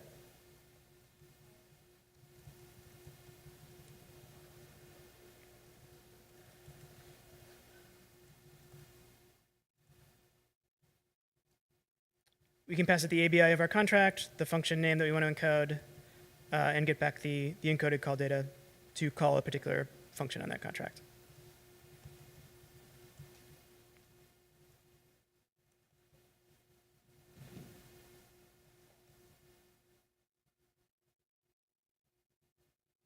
Oh, okay, and we need to change the change ID to base 8453.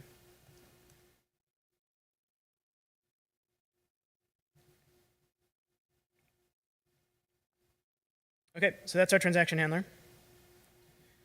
Our receipt handler is empty right now, but I think this will just work as it is. Let's give it a try. Famous last words.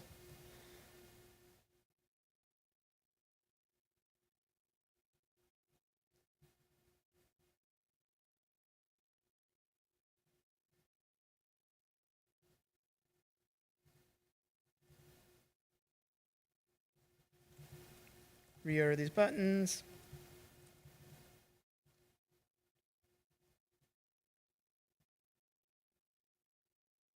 Cool. So yeah, you can see the little lightning bolt here indicates that this is a transaction button. And hopefully if we're configured right, we can click this and something will happen. Sick, there we go. So yeah, this is prompting me in my connected wallet. You can connect up here in the Frames.js debugger, connect up to your own wallet here and trigger transactions.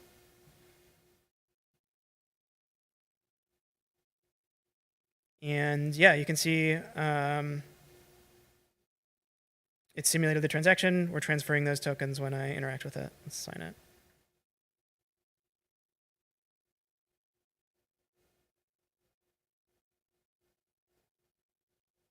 Cool. Okay, and then we've hit that that second route, right, that we defined. You can see we see the transaction receipt handler route, so that's returning the receipt handler frame. So we're not doing anything here yet, but this has received basically the transaction hash of that transaction, and we can use it to either watch the transaction and show like a loading state or show the user some feedback on what has happened. So let's build that out.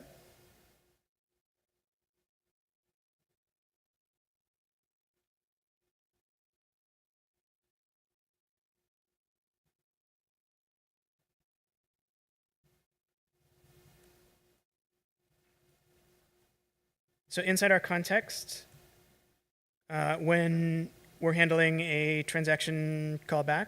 We can access the transaction ID, which is just a generic name for like the transaction hash. We sort of designed this because we may do Solana transactions or other types of transactions in the future. So this is just, in the EVM context, this is just the transaction hash of the transaction that was triggered.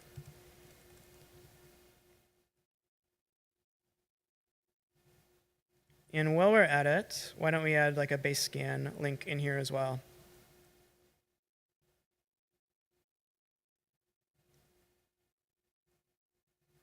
So we'll define Explorer URL.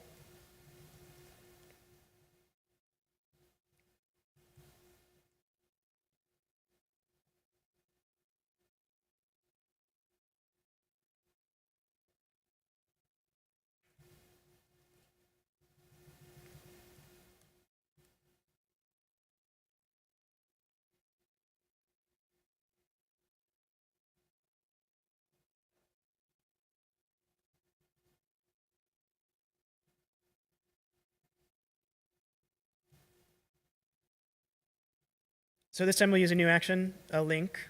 This is just a static link out to any URL. And we'll put that Explorer URL in here.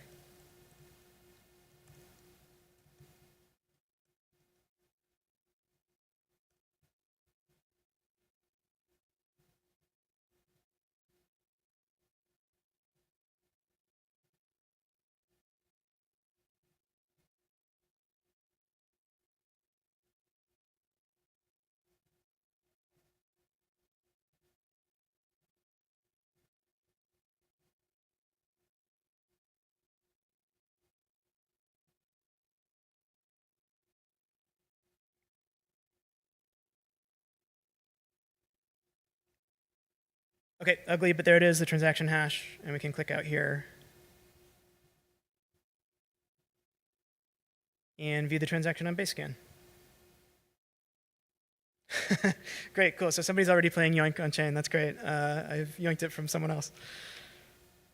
So that's very useful because we have some rules in the game, right, that you can't yoink from yourself, and you have a timeout, right? So that's good. We haven't implemented handling those yet, so it might have reverted otherwise. Cool.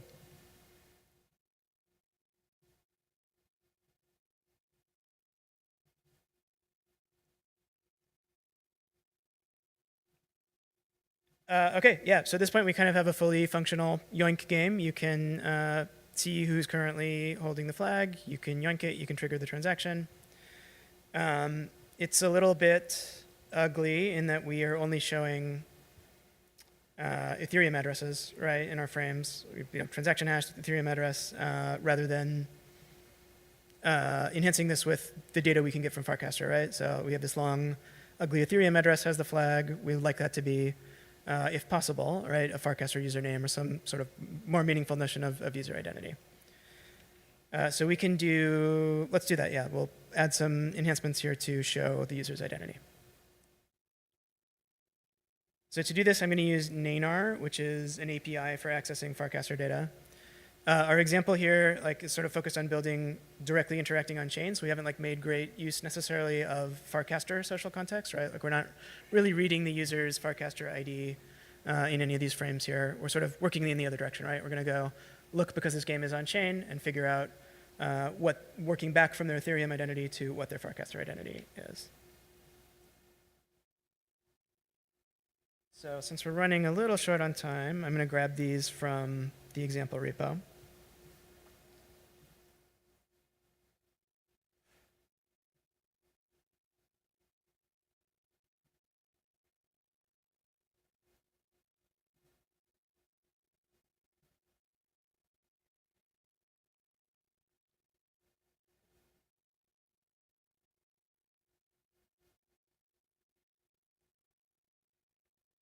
Okay, so we built out a few functions here. Let's just copy paste this.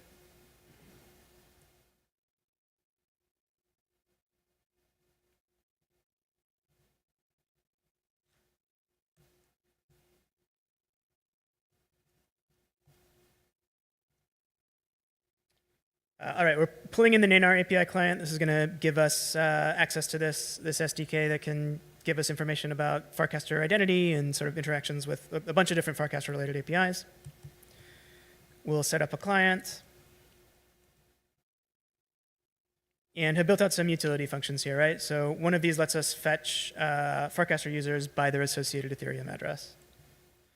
So we can use that basically to say when we have an address, let's convert it to a user.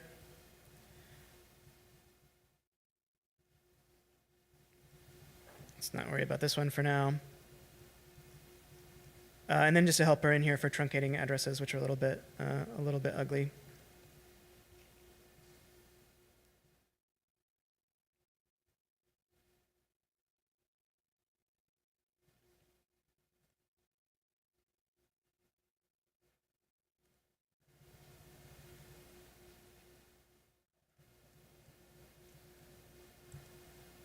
I think we have a special API key. If anyone else is building here too, you can use Nanar Devcon 2024.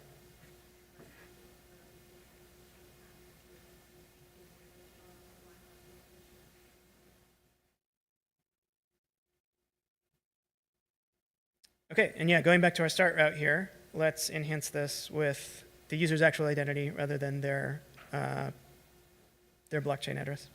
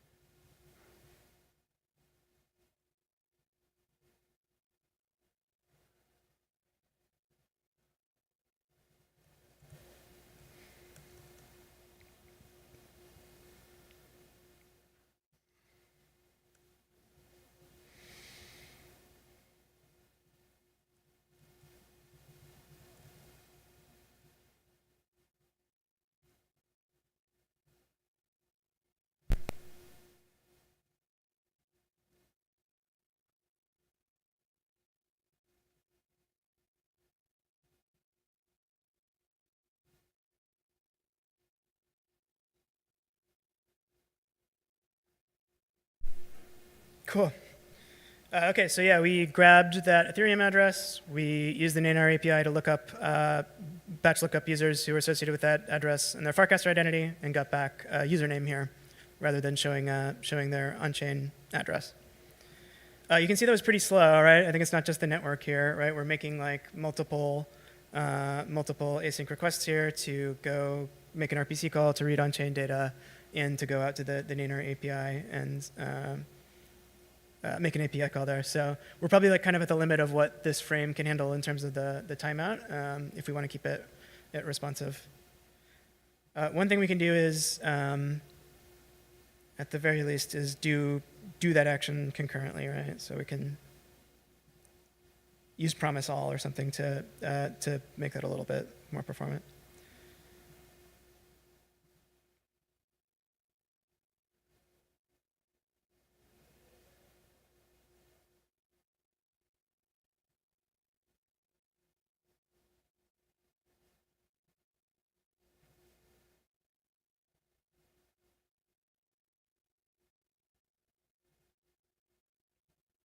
Okay, so yeah, final thing I think we may want to do in here is handle error cases from the contract.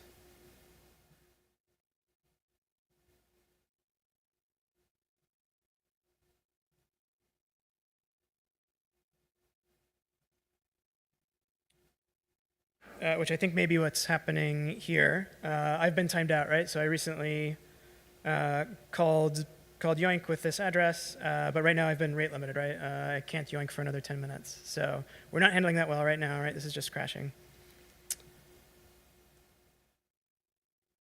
So let's catch that custom error from the contract and display a nice message back to the user.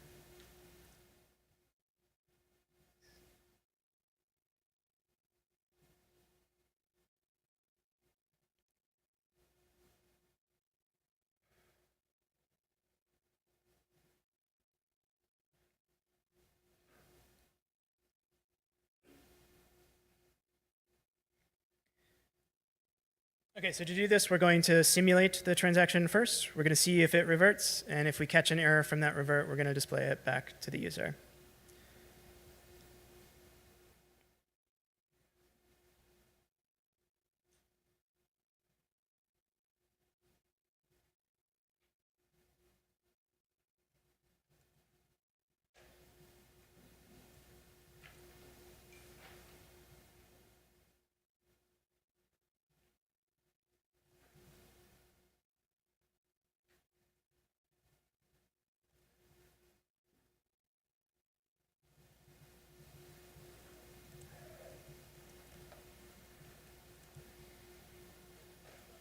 All right, so we can use this helpful simulate contract function from VM to simulate the contract call.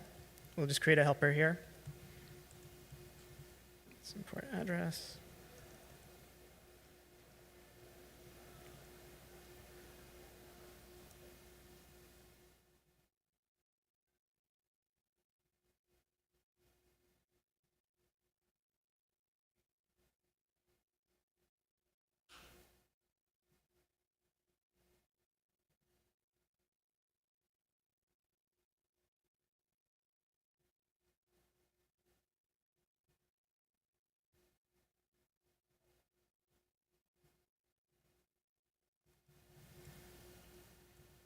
All right, and then here in our transaction call data generation handler, we will simulate the call. If we catch any errors from this, this is like pretty gnarly VM code for catching a custom error. But yeah, basically we walk these errors, anything that comes back. We'll catch the errors from, convert them from their on-chain representation, right? We have unauthorized, which is the error you'll get back if you already have the flag. And slow down, which is the custom error that you'll get if you're rate limited. And just convert these to nicer, more human readable errors.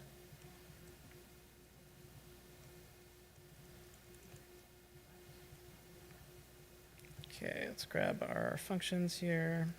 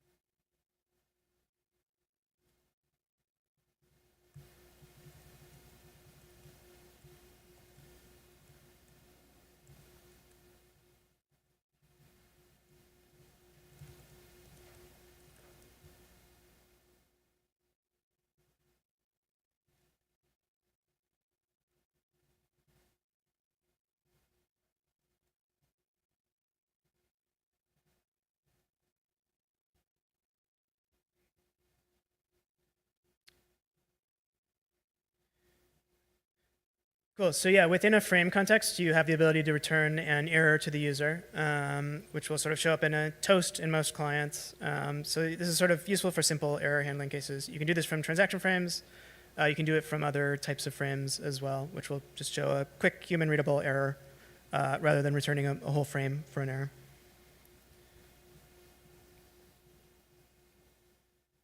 All right, let's give this a try.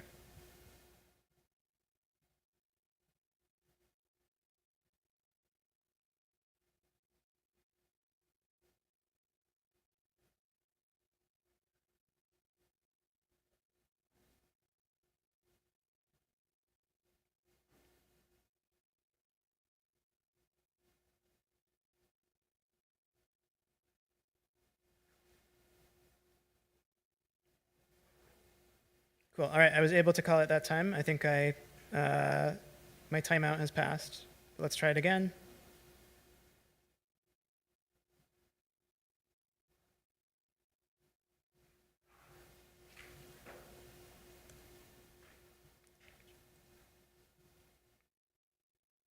Cool, there it is. So yeah, you can see it's a little difficult to catch sometimes in the frames debugger, but yeah, here we've converted that error, right, from the on-chain, sort of difficult to read custom error, concise custom error, into something that a user can read. You have the flag, you can't yoink from yourself.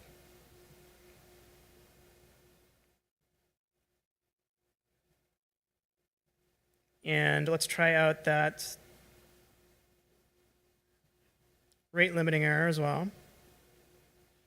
So I'll change addresses.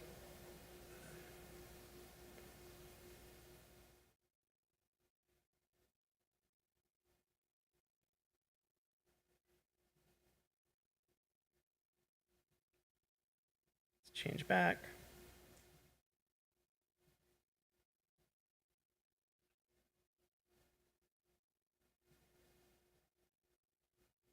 Cool, and there's our second custom error. You're yoinking too fast, try again in 520 seconds. So we could convert that to a nice human readable date would be nice to do. But yeah, that's sort of the principle there. We're converting those on-chain, difficult to read on-chain errors into a nice human readable error message here. Okay, final step in here. I'm not going to implement it since we're running out of time, but let's just take a quick look at the code. So the last thing in here is to build out a leaderboard.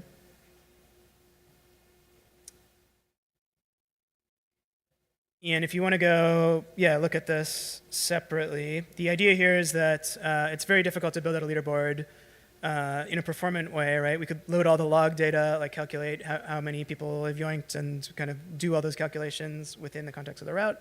That's very difficult though, right? So it's a good example of where you should use an indexer or sort of caching to keep your frames performant. So there is an example in here of a really simple Ponder indexer, which I built. So Ponder is a great open source tool for building indexers for Ethereum applications. You can sort of spin it up, point it at your contracts, and you get a really nice simple syntax for writing indexers. So I've set this up.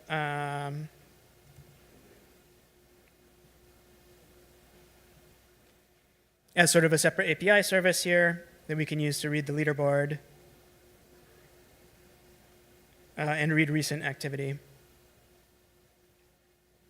And so if you're doing anything that kind of needs time data, right, or performant data, it's a good idea to use something like an indexer to load that. So go check that out in the repo. You can sort of see how to interact with that API, load the data from that API, and build out a leaderboard route.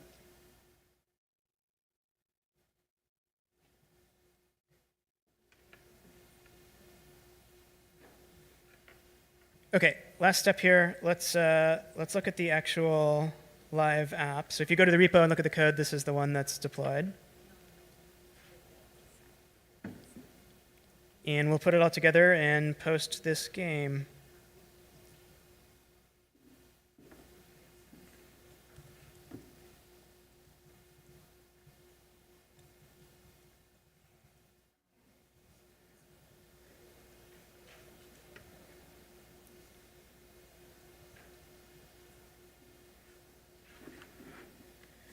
Cool, so this is the Warpcast debugger. This is kind of the final, yep.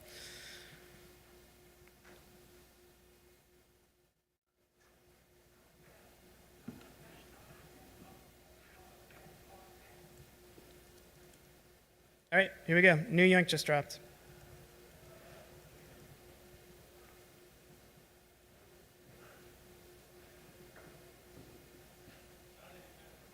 Cool, and there's the final game. So go find that on Warpcast, check it out. Yeah, happy yoinking, everyone. Thank you.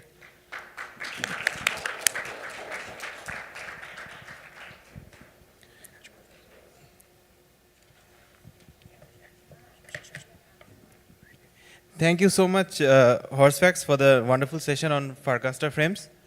So we have a few questions here. So can I integrate frames to my existing site as a component, or is it, or it must be inside Farcaster? Yeah, so I would look within Frames.js is a good example of this. There are a couple tools for like embedding frames on the web. In fact, Frame.js, you have a renderer, right, David? Yeah. So Frame.js has a renderer tool, like a library that you can use to render frames outside of Farcaster context in like a general web context or other contexts. So the answer is probably yes, you can embed them in other applications. Thank you. Yep. So let's thank the speaker again, and let's prepare for the next session.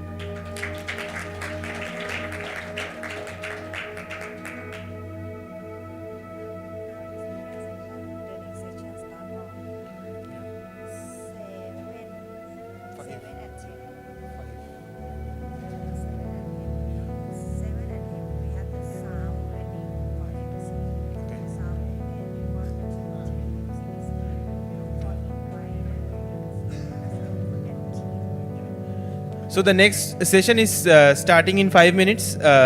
Please don't go away. We have a nice session by Augustine Grosso, Dom, Julie Corti, and Ran. So the session is on redefined interactions, transforming user experience with intents.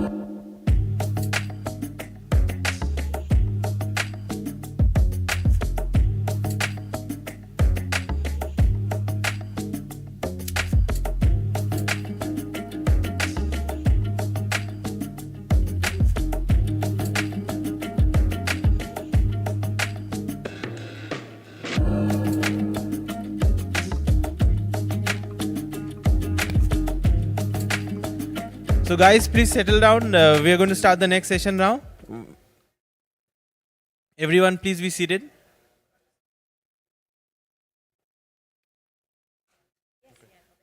So the next session is a panel discussion by Augustine Grosso, Dominic Hell, Huli Koti, and Sean O'Donoghue. And this panel discussion will be on redefined interactions, transforming user experience with intents. So I would like to welcome the speakers on stage, please. And please give them a warm introduction.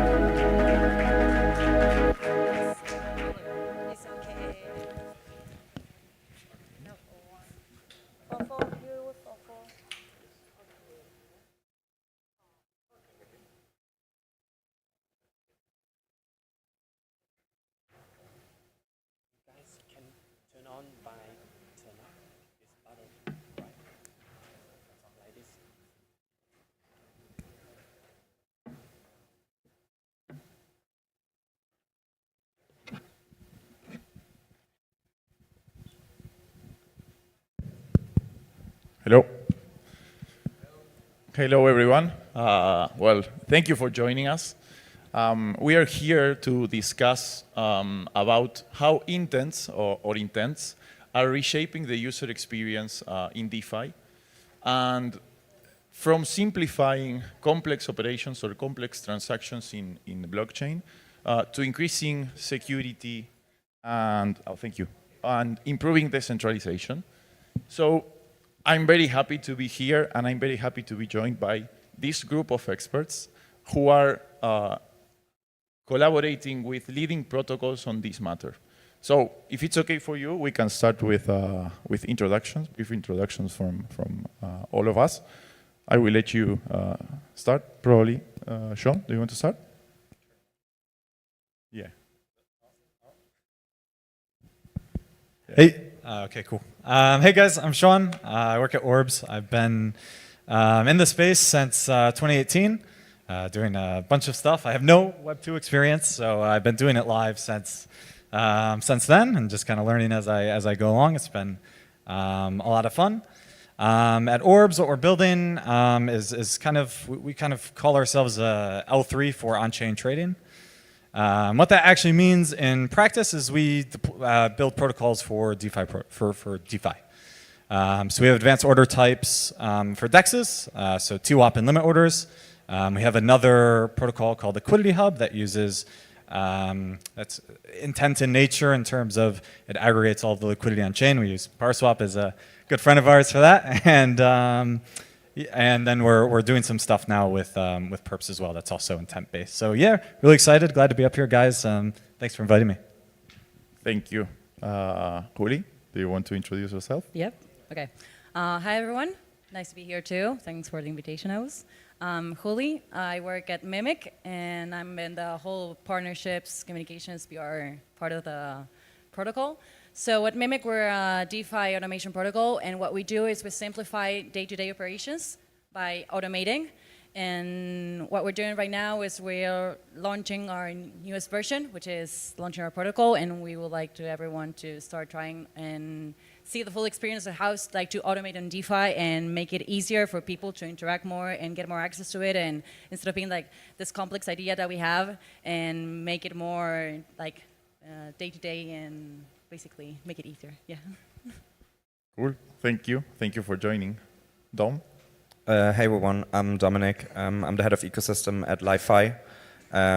We are a bridge and DEX aggregator, so generally a liquidity aggregation protocol. Our main usage is having any-to-any swaps across all the major chains and ecosystems. We support EVM, Solana, and Bitcoin right now, expanding further into other ecosystems. We do have DeFi itself as a B2B product, mostly integrated with big wallets and applications. And then it also powers Jumper.exchange, which is our own front-end interface, which is catered to end users. Great, thank you. Thank you for your introductions, for joining us. Myself, I'm Agus. I'm leading the operations and the partnership teams at Paraswap. Paraswap it's a DeFi aggregator, and we, not so recently, but it's a kind of new, released our intents trading solution that it's built on top of Porticus, which is providing the intents infrastructure for this. And why is this important for Paraswap? Paraswap is leveraging Paraswap Delta, the trading, the intents trading solution, and this enables our users to trade gasless and trade with MEV protection. It wouldn't be possible without intents. And it's not a coincidence that we are all sitting here, because we are partnering with between all of our protocols to leverage intents and to bring better user experience in different use cases. So, having done these introductions, where probably we can start is, we know intents will be or are tackling the most important, or one of the most important challenges in DeFi, which is user experience. So besides tackling this issue, and when we simplify with intents complex transactions or complex operations, we are lowering the entry barriers for new users, and we are also lowering the existing barriers for existing users. So what I wanted to discuss with you is, how are you seeing intents improving the user experience in your protocols? And from your perspective, which kind of barriers are we lowering for new users? Yeah, so I think the first step is starting with like breaking down kind of like what are the parts of this like intent-based user flow, right? You already said it. For the most part, important parts of it is a gasless transaction. It is a signature-based transaction scheme.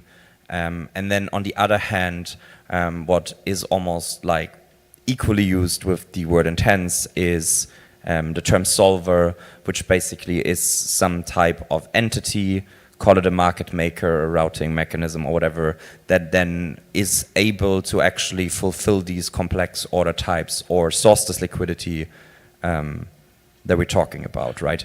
At LeFi, where we're mostly interacting in a cross-chain environment, for us, the most important point probably is that gas abstraction. We're actually going to launch our own version of gas abstraction in the next 2 weeks probably. And also we are integrating a gas zip into our routing and use that for gas refueling on other chains, which if you're interacting in a cross-chain environment is very important, because you might want to trade on a chain that you've never been on, so you don't have any gas in your account there. So this is a very complex and difficult problem, or it used to be a very complex and difficult problem, as many of you probably know. So for me, those are kind of the most important issues that we can solve with intents. And then there's probably more complex use cases on top of that these two teams are tackling, which, yeah, they can talk about. Yeah, well, I can continue because I can take your point and reaching more use cases, which is basically what we're aiming by using the Mimic infra and by partnering with you guys, is the possibility to scale on that and the whole decentralization, but it's really like important for the user to know what it needs to be done. So if you know what action you want to take, what intent, then all the rest can be taken care of. And that's what DeFi is about, and that's what we're aiming with this. Not only for users that know how DeFi works, but for those also that don't know about it, but want to get into. So if you know what slippage you want to set, what threshold you want to set, and that makes it much easier in the whole interaction. Yeah, so for us at Orbs, we have, I mentioned it at the beginning that we have an on-chain sort of aggregator. It's for spot markets. And we actually integrate that directly with DEX UIs. So it's called Liquidity Hub. It's on QuickSwap, Spooky Swap on Phantom, if you guys remember that there's a Phantom chain and it's not just a wallet. I got asked that earlier, that's why I'm chuckling about it. As well as Thena on BNB. And so when users come to swap on these dexes, we do an RFQ on the back end, on Orbs layer 3 rather. We call it a back end. And that kind of abstracts the complexity of having users need to go to an aggregator and search for the best price themselves. In addition to this, we also have gasless transactions, as I think everyone else up here has mentioned. And I think these two things are really kind of the core, the underscoring of what we're doing. Great. So it's not a coincidence that the three of you mentioned abstracting complexity from users from in different ways in order to make their lives easier and maybe not have them deciding on things that they don't care that much, or most users don't care that much. And myself personally, I have found myself in not having gas on the destination chain when bridging, and that blocking me from doing whatever I was trying to do, having to set up lots of configurations that probably I don't care, or I prefer that someone else decides for me. And when using different dexes, not having to maybe go to a meta aggregator, but rather going through something like a liquidity hub, so I can get a better quote. And so I think we are on the path with intents on different protocols in different ways to simplify this experience. What I see from my personal view is I see lots of protocols that are adopting intents, and this is kind of it has become a race of speed of innovation versus scalability. So deploying intents or implementing intents, it's not easy. It's not something that can be done from one day to the other. So what I wanted to ask you is about your point of view regarding the speed of deployment, the speed of innovation versus the scalability and how to design scalable solutions that can leverage intents in the future. Have you found how you find trouble implementing this? Have you found trouble in finding scalable solutions, and how did you solve those? Yeah, I can start. I think the way that we look at that is probably the one where there's the most problems with this, as our frame of reference is kind of a multi-chain environment. And I mean, it starts with finding something that can work on all the chains that you want to be on, right? And let's maybe start out just talking one execution environment. Let's say we just stay within the EVM. Even then, that means if something like DeFi is expanding to new chains, and we use something like GasZip, for example, to have this kind of refuel feature, that means that GasZip needs to scale with our own expansion, right? So we are mostly an aggregation protocol, so we don't build things ourselves necessarily, but more and more so we found ourselves in kind of that tough spot where you have to start building things yourself, or you have to build something that's more similar to a marketplace, which is kind of like what Paraswap is building, to attract solvers, to attract agents that can execute these transactions across many, many chains. So when we start from there, obviously we have certain pathways that are very crowded, right? Like every solver wants to solve on Base. Every solver wants to solve on Arbitrum. Every solver, eventually wants to solve on Berachain or Monad whenever these chains are launching.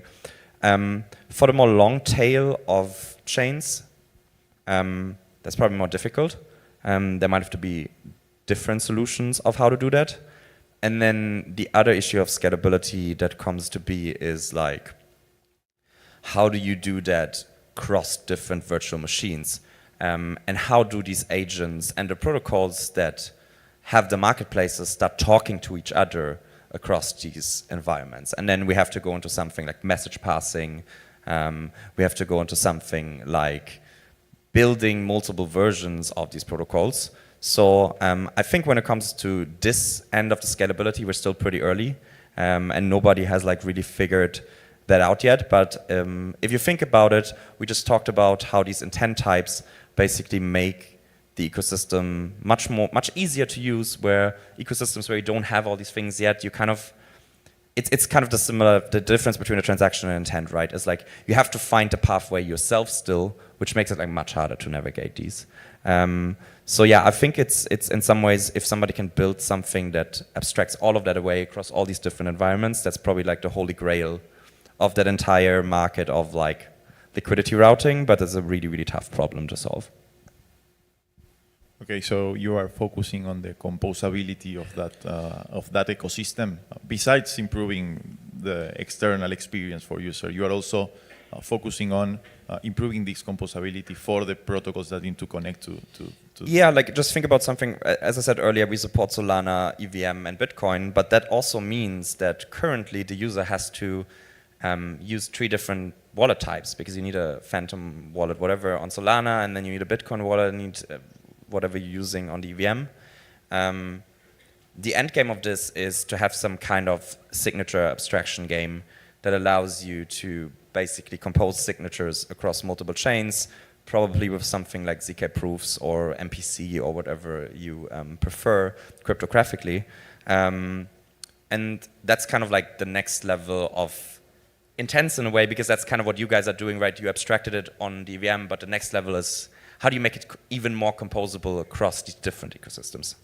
That's correct. Okay, so the way we see it is more about if you want to like lower that barrier entrance, maybe you need to think it as, for example, if you're in a room, you want to communicate to another room.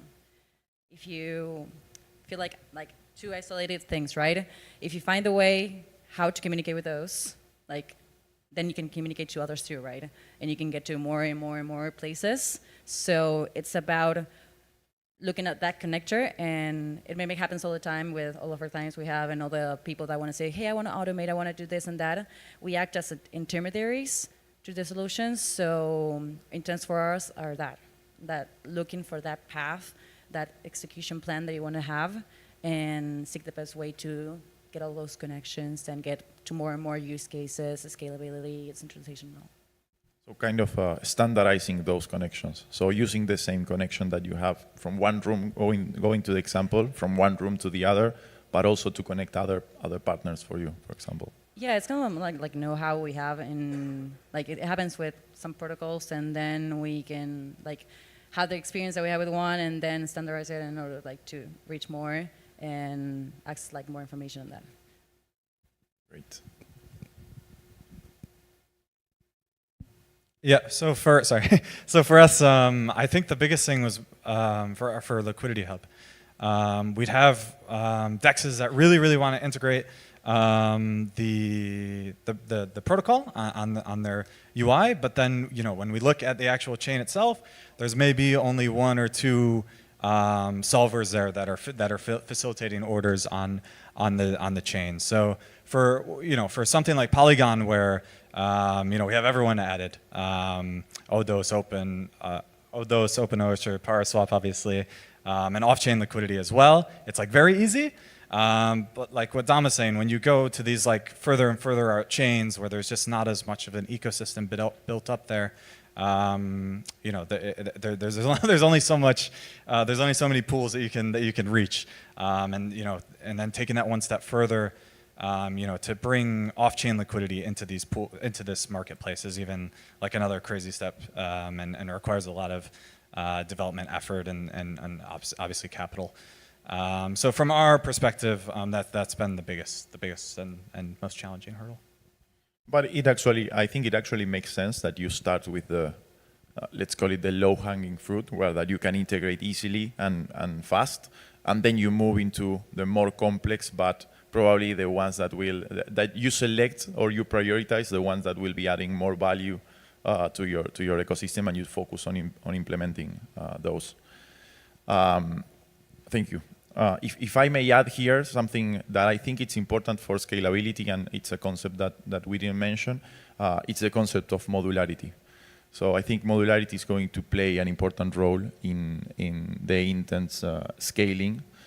For example, the infrastructure that Paraswap is leveraging to enable intents, it's a modular infrastructure. What does this mean? It means, for example, that the swap module that Paraswap is leveraging to enable intents, it's a module that was built exactly with this use case, exactly for this use case.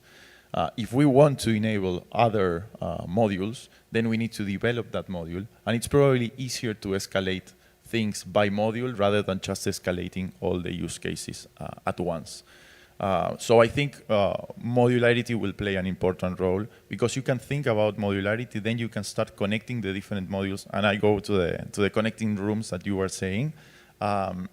If you start connecting modules and each module enables a use case, let's say swap module, bridge module, cross-chain module, you can start mixing the usage of this module to enable different features on the different protocols UI. So I think that would be an important concept that at some point it's going to be more spread around the intents ecosystem. Now I want to take you out of your protocols and make a question that it's more related to the general experience through intents. So when we talk about simplifying user experience, taking the specifics out of the hands of the users and leaving that to a third party, I kind of feel related to a Web2 experience, where we have centralized entities, centralized actors that decide for the user, that take complexity out of users, but decide for users. So at some points, I found myself talking about intents and remind me of the experience we have in Web2. So how do you think we should find the balance or the sweet spot of making users' experience better, easier, but not losing or not losing the decentralization that DeFi and Ethereum have already established as a kind of a standard? Yeah, I mean, first of all, if we go from like the solver-based system, generally it takes a lot of risk out of or away from the user, because the way that these systems usually work is a solver basically more or less instantly pre-fills the transaction that the user requests in kind of like an RFQ system, as you said. And then on the same chain, obviously, they're usually more or less atomic, so there isn't too much risk there. Once you go across multiple chains, there might obviously be some kind of finality problems. And now the solver takes on these finality risks that the user had before.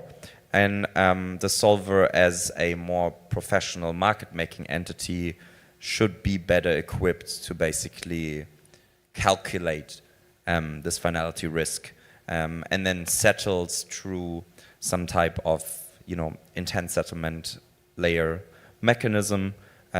So I think from that perspective, there isn't too much risk for the user.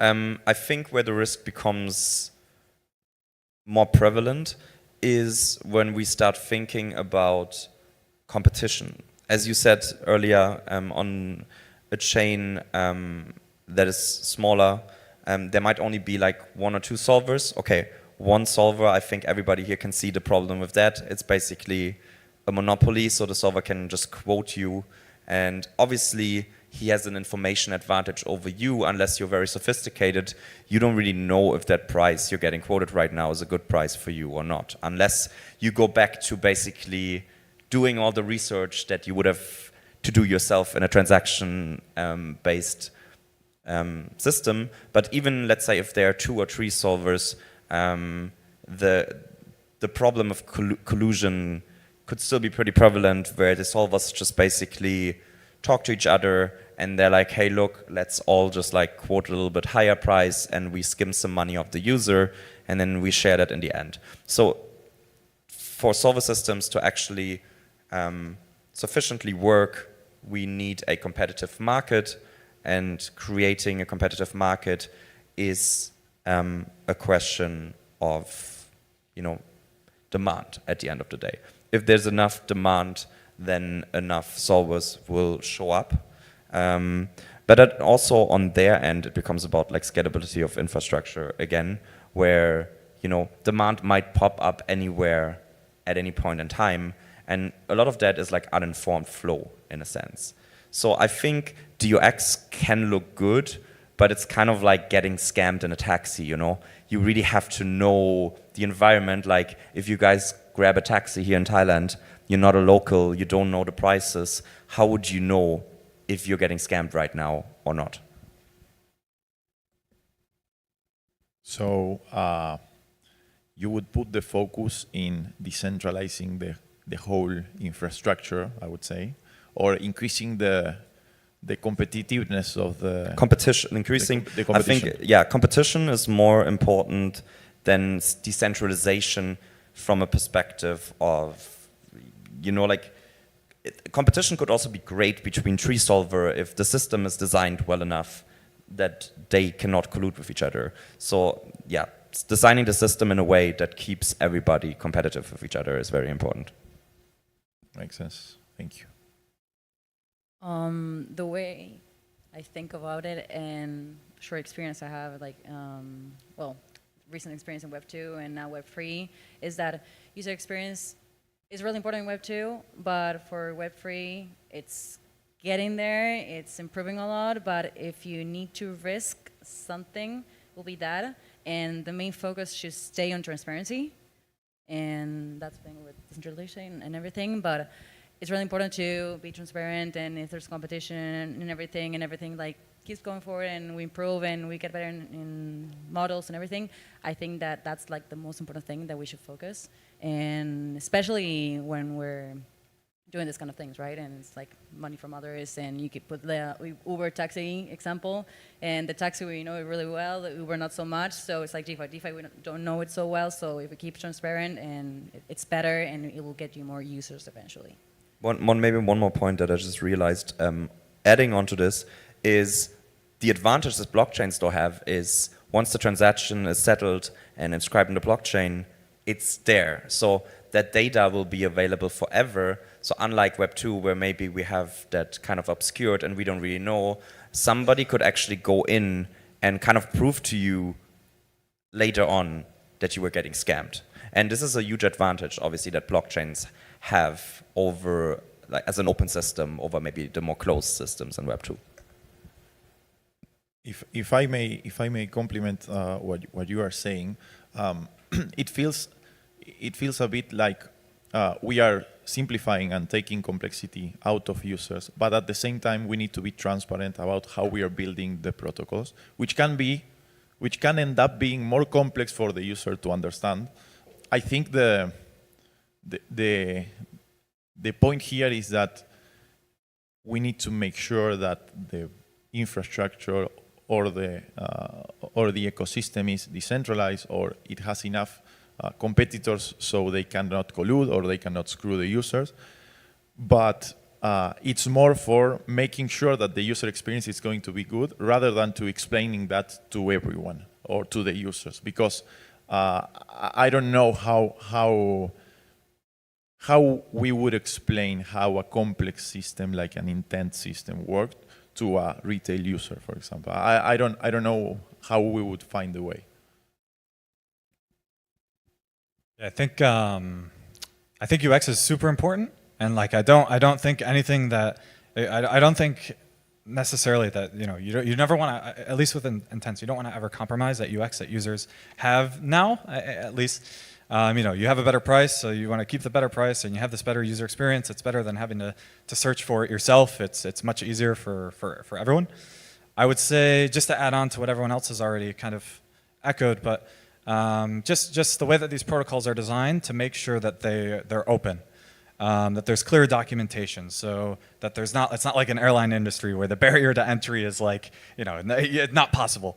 So, if someone wants to be a solver, if someone wants to route liquidity, if a market maker wants to earn money this way, that there's clear documentation, and that the protocols are set up to be open, and have these ethos that we're kind of discussing, and decentralization, so that they can easily do so. But I think like a pattern that emerges here is like, you just said, we're taking complexity away from the user, we're giving the complexity to the system. So, there's no, in alchemy, there's like the concept of an equivalent exchange. You can't just like gain something without losing something else. So you can't just make UX like super good without increasing the complexity somewhere else, right? But what we're basically doing here is we're taking that complexity into the back end. And as you said, for example, like you want to keep that system open. Okay, that sounds great. Like, right, we all want open systems. But now what happens, for example, if you keep the system open, a solver says, I'm going to fill this order, and then doesn't fill it, right? So like that means now if you keep the system open, that means you need to implement something like slashing. And then it becomes kind of a game of consensus where you're almost basically, you're kind of building a blockchain at the end of the day. You're rebuilding consensus into that in some way, because you have agents that are kind of like validators in a sense, and they do certain tasks, and you have to make sure that they can be like properly incentivized and then also properly, slashed or whatever if they misbehave. Which, I mean, in some ways it's great because it means you can add a token onto the stuff at some point, But you went from infrastructure to kind of economics of the protocol. Yeah, that's what I do sometimes. Okay, we have few minutes left, and I want to leave some time for questions. So my last question would be, I believe that the Intents ecosystem, it's just starting, so we're probably going to see a lot of innovation in the future. So where do you see this innovation happening in the short to mid term? And also, how do you balance this with security risks that may come with new features, new products, or new improvements that Intents can bring? Sorry. So I think so looking ahead, I think we're now kind of building at Orbs anyways. We think that the next thing is on-chain perpetuals. So like if you look at like spot market to sex volumes, it's like I think about like I don't remember off the top of my head, but it's significantly more than it's huge. Yeah, it's huge. Yeah. It's huge on DEXs. It's much larger than the percentage of perpetual trading happening on DEXs, which is about like 1%, and the other 99.9% is on centralized exchanges. So we think that there's a huge market opportunity here. People want to trade perps on chain because there's a lot of counterparty risks that you have with sexes. I don't think we need to go down memory lane, so we can skip over that for now. But yeah. So I think that for us, this is kind of where we're headed in this direction. And yeah, in terms of security risks, it really just depends on the protocol at the end of the day. So yeah. Is that kind of an alpha that you're giving? I mean, you could take it as that. It depends on how you want to look at it. Yeah, I saw something on Twitter that was like, I think it was like the GMX model is like some of the pools are getting like locked or something as we're in like an up-only market. So intents are potentially the way that it's going to be. Yeah, I mean, there's a lot of builders around it still. So yeah. Thank you. Okay, I'm going to bring a concept that eventually was going to be in our conversation. It's going to be AI. And with Mimic right now, we're building a 3-layer protocol with intents and AI. And the idea is to create the best execution plan in order for the user to later have the control and like delegate what you want to do and everything, but then you have the control to sign and then execute it. So that's the main role in security that we have, and super important because we want to give the user that control, but we also have all the track record from before. We've been in the market for 3 years. We know how stuff is done, and we know how's the best way to, with the Mimic safeguards, to have it all like backed up and making sure the user doesn't need to worry about that. Because of course it's like it's a concern and everything, but it's like you want to have someone that's got your back. So that's like the main thing for us, and that's what we're building right now, and then we're launching the protocol because we're a business-to-business model, and we've been with that, and we're going to continue with it, but we want to give the opportunity to more users to build on top of the protocol and connect and be able to do this stuff. Yeah. Do we have a date for the launch of the protocol? It's going to be next year. Okay. You can like check our socials, and we're going to be sharing more information. Sorry, Great. I'm from comms, so of course I'm going to say that. But yeah. Okay, thank you. But yeah, it's coming soon, and it's going to be good. Cool. You are the last one to give us some alpha. Okay. Yeah, I mean, I think the alpha for any type of protocol that is within the interoperability space is pretty much the same. I feel like every protocol is working on like some level of first chain abstraction. I mean, that's something that we're looking into. I do not really like the term chain abstraction itself. I think it's more like chain agnosticism, because like chain abstraction means that the end user doesn't care about the chain at all.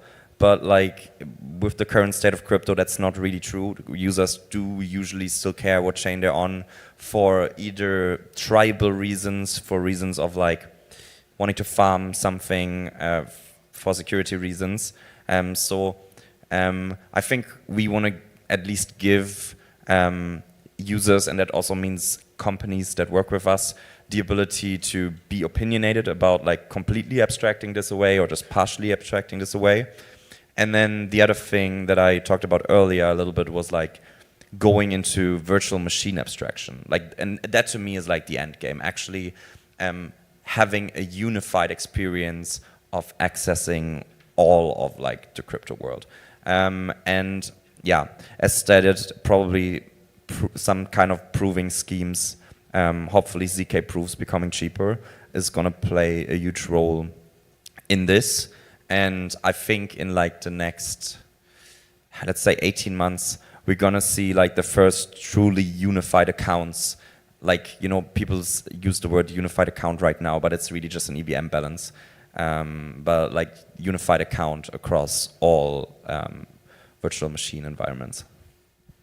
Great, thank you. I think I'm the only one missing to give some alpha, but us is also related to AI. So AI agents are part of our roadmap. Think of an AI agent as an entity that can execute complex strategies in favor of the user. So imagine DCA on a certain token, so be able to buy in at certain points of time, and doing this leveraging the security and the decentralization of intents. So we are also going into AI through intents. So I think we have a little gift for you. We prepared a POAP for the talk. I hope there are some POAP lovers here. So if you have the POAP app, I think you can scan this QR to get a memory of this panel that you just attended. So besides thanking you for attending this panel, I want to also thank you, the three of you, because it was a very, very good talk. And now maybe we can have some questions if there are some.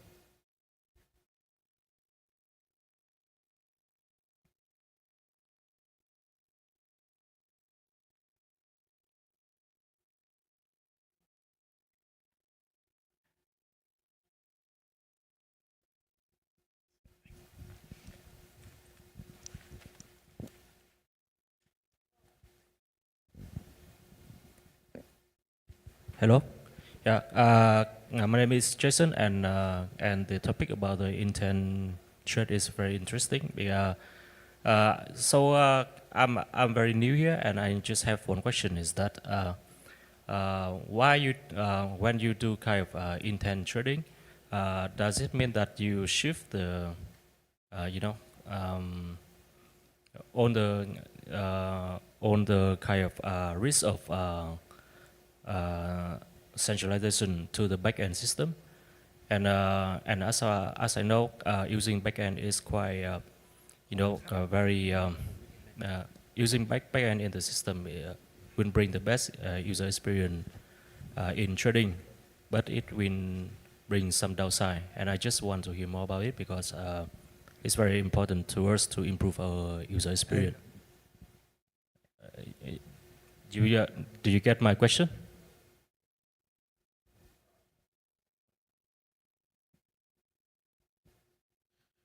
It's about, you're asking if we are leaving the centralization for the backend? Yeah. Better than all the other ones, and obviously, if you're talking from a solver perspective, some of these systems are going to have more network effects than others. Then yes, there is definitely like some kind of centralization risk that like a winner might take this entire market. But the thing is, like, as we said, this backend will probably be some type of chain with some type of consensus mechanism. So if you look at it from that perspective, it's more of an it's more of a competitive get quotes from the system. If I may add there, I think that there will be improvements on the decentralization of the intense existing systems. I think that today it's difficult to fully decentralize an intense system, mainly because of the risk that we described here, that you cannot ensure that suddenly from one day to the other you have 1,000 solvers doing whatever they want on the system. But I think it's going to be progressive. So today we are here on the decentralization. The intent system are going to slowly start to decentralize the different parts of the backend until we find a solution that it's completely or almost completely decentralized. I highly doubt that at some point you won't have any API to access that it's not centralized, but I don't know, maybe I'm wrong. Thank you for the question.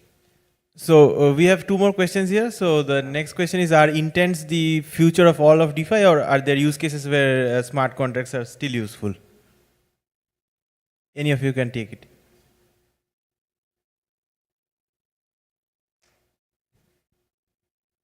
I think both can coexist. Both use cases might be able to coexist. There are today some use cases, I don't know, flash loans, for example, that might not be a good fit for intents or how the intents systems are working today. But I think it's at some point there is going to be interest or prioritization of these kind of different use cases, but it's going to be one by one. So I think they might coexist in a world where both use cases can still have. I actually think they have to exist, right? Like, because liquidity is still going to be in like Uniswap, unless it's like an off-chain, unless everything becomes an off-chain FQ system, which might happen. But like, even then, let's say you want to borrow some money, then you have to go to Aave. You want to do some kind of Yearn type of vault stuff that you like. Basically, intents and smart contracts are just, they're not really connected in that sense, right? Smart contracts are protocols, or nowadays also accounts, if we talk about account abstraction and something like that. The intent really is just the way how you express your preferences. That is what an intent is, but that isn't necessarily connected to smart contracts in any way. Smart contracts are how we build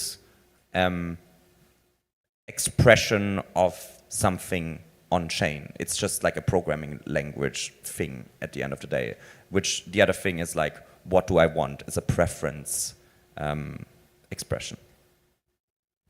Okay, so we have one more question. Are Merkle trees the answer for cross-chain intentions? Again, anybody can take. Honestly, Yeah, so- I don't have an opinion about how to solve the cross-chain intentions. I mean, Merkle trees are probably going to be part of it in expressing certain things. As I said earlier, I think the answer for cross-chain intentions are probably ZK proofs. Okay. Yeah, that makes sense. So we have a question from there. Just a question. Like, do you see intents in anything beyond DeFi? Other than DeFi, have you seen anything, any intents being used beyond DeFi?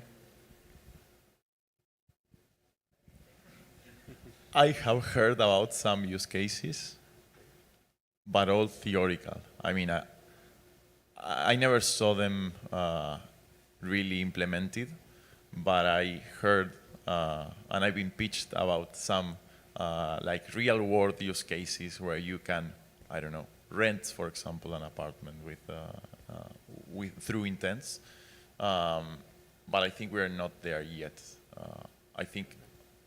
I'm sure that we are not there yet because we are not seeing them being implemented in that way. But I think it can be work. It can work for other stuff besides DeFi, besides I don't know, lending, borrowing. Besides those use cases, I think they might work at some point. I think the technology has to evolve in order to take it to other places. I mean, if you think about it, like Skyscanner is an intent-based application. You go in there, you put a flight in, and it gives you. I mean, the difference between intent in some ways would be the way we see intents is like the solver just fills you the best one, and like in Skyscanner, you get a couple of options of flights. But in similar ways, how LeFi, for example, works today is you go in and you say, I want to go from asset A on chain A to asset B on chain B, and we still give you options. We just don't pick. Like basically, we're not an opinionated solver as to we don't give you one option. We give you multiple options that you can pick from, but that's still, you still give us an intent and we process that intent. And like every type of aggregation protocol in Web 2 more or less works in the same way. Like I want to buy an insurance and then an insurance aggregator gives you, a couple of options. So like intents are not in any way Web3 specific. They're just like a way of solving user experience. I think doubling down on your example of Skyscanner, something that intents might solve, for example, is I want to travel to this destination for this amount of time and I want to stay in these places and have the whole solution built for you. Like book your airplane tickets, book your hotel, book the stuff that you want to do, and reserve your dinners or lunch in restaurants. That would be like the ideal world of an intent. I think it might happen at some point, but I don't know when or how.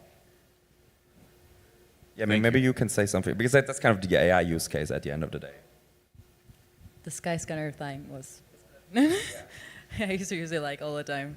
But yeah, I mean, an intent is an intention. I mean, it depends on what context it is. But DeFi, abroad, other like cases, yeah, we're not there yet, I think. We'll see. But you want to say something? I think we're, yeah. I think we're good. We agree. Say goodbye. Yeah. So, any more questions? We have 1 more minute here. If not, we can thank the speakers again. Thank you so much for the wonderful talk and. Thank you.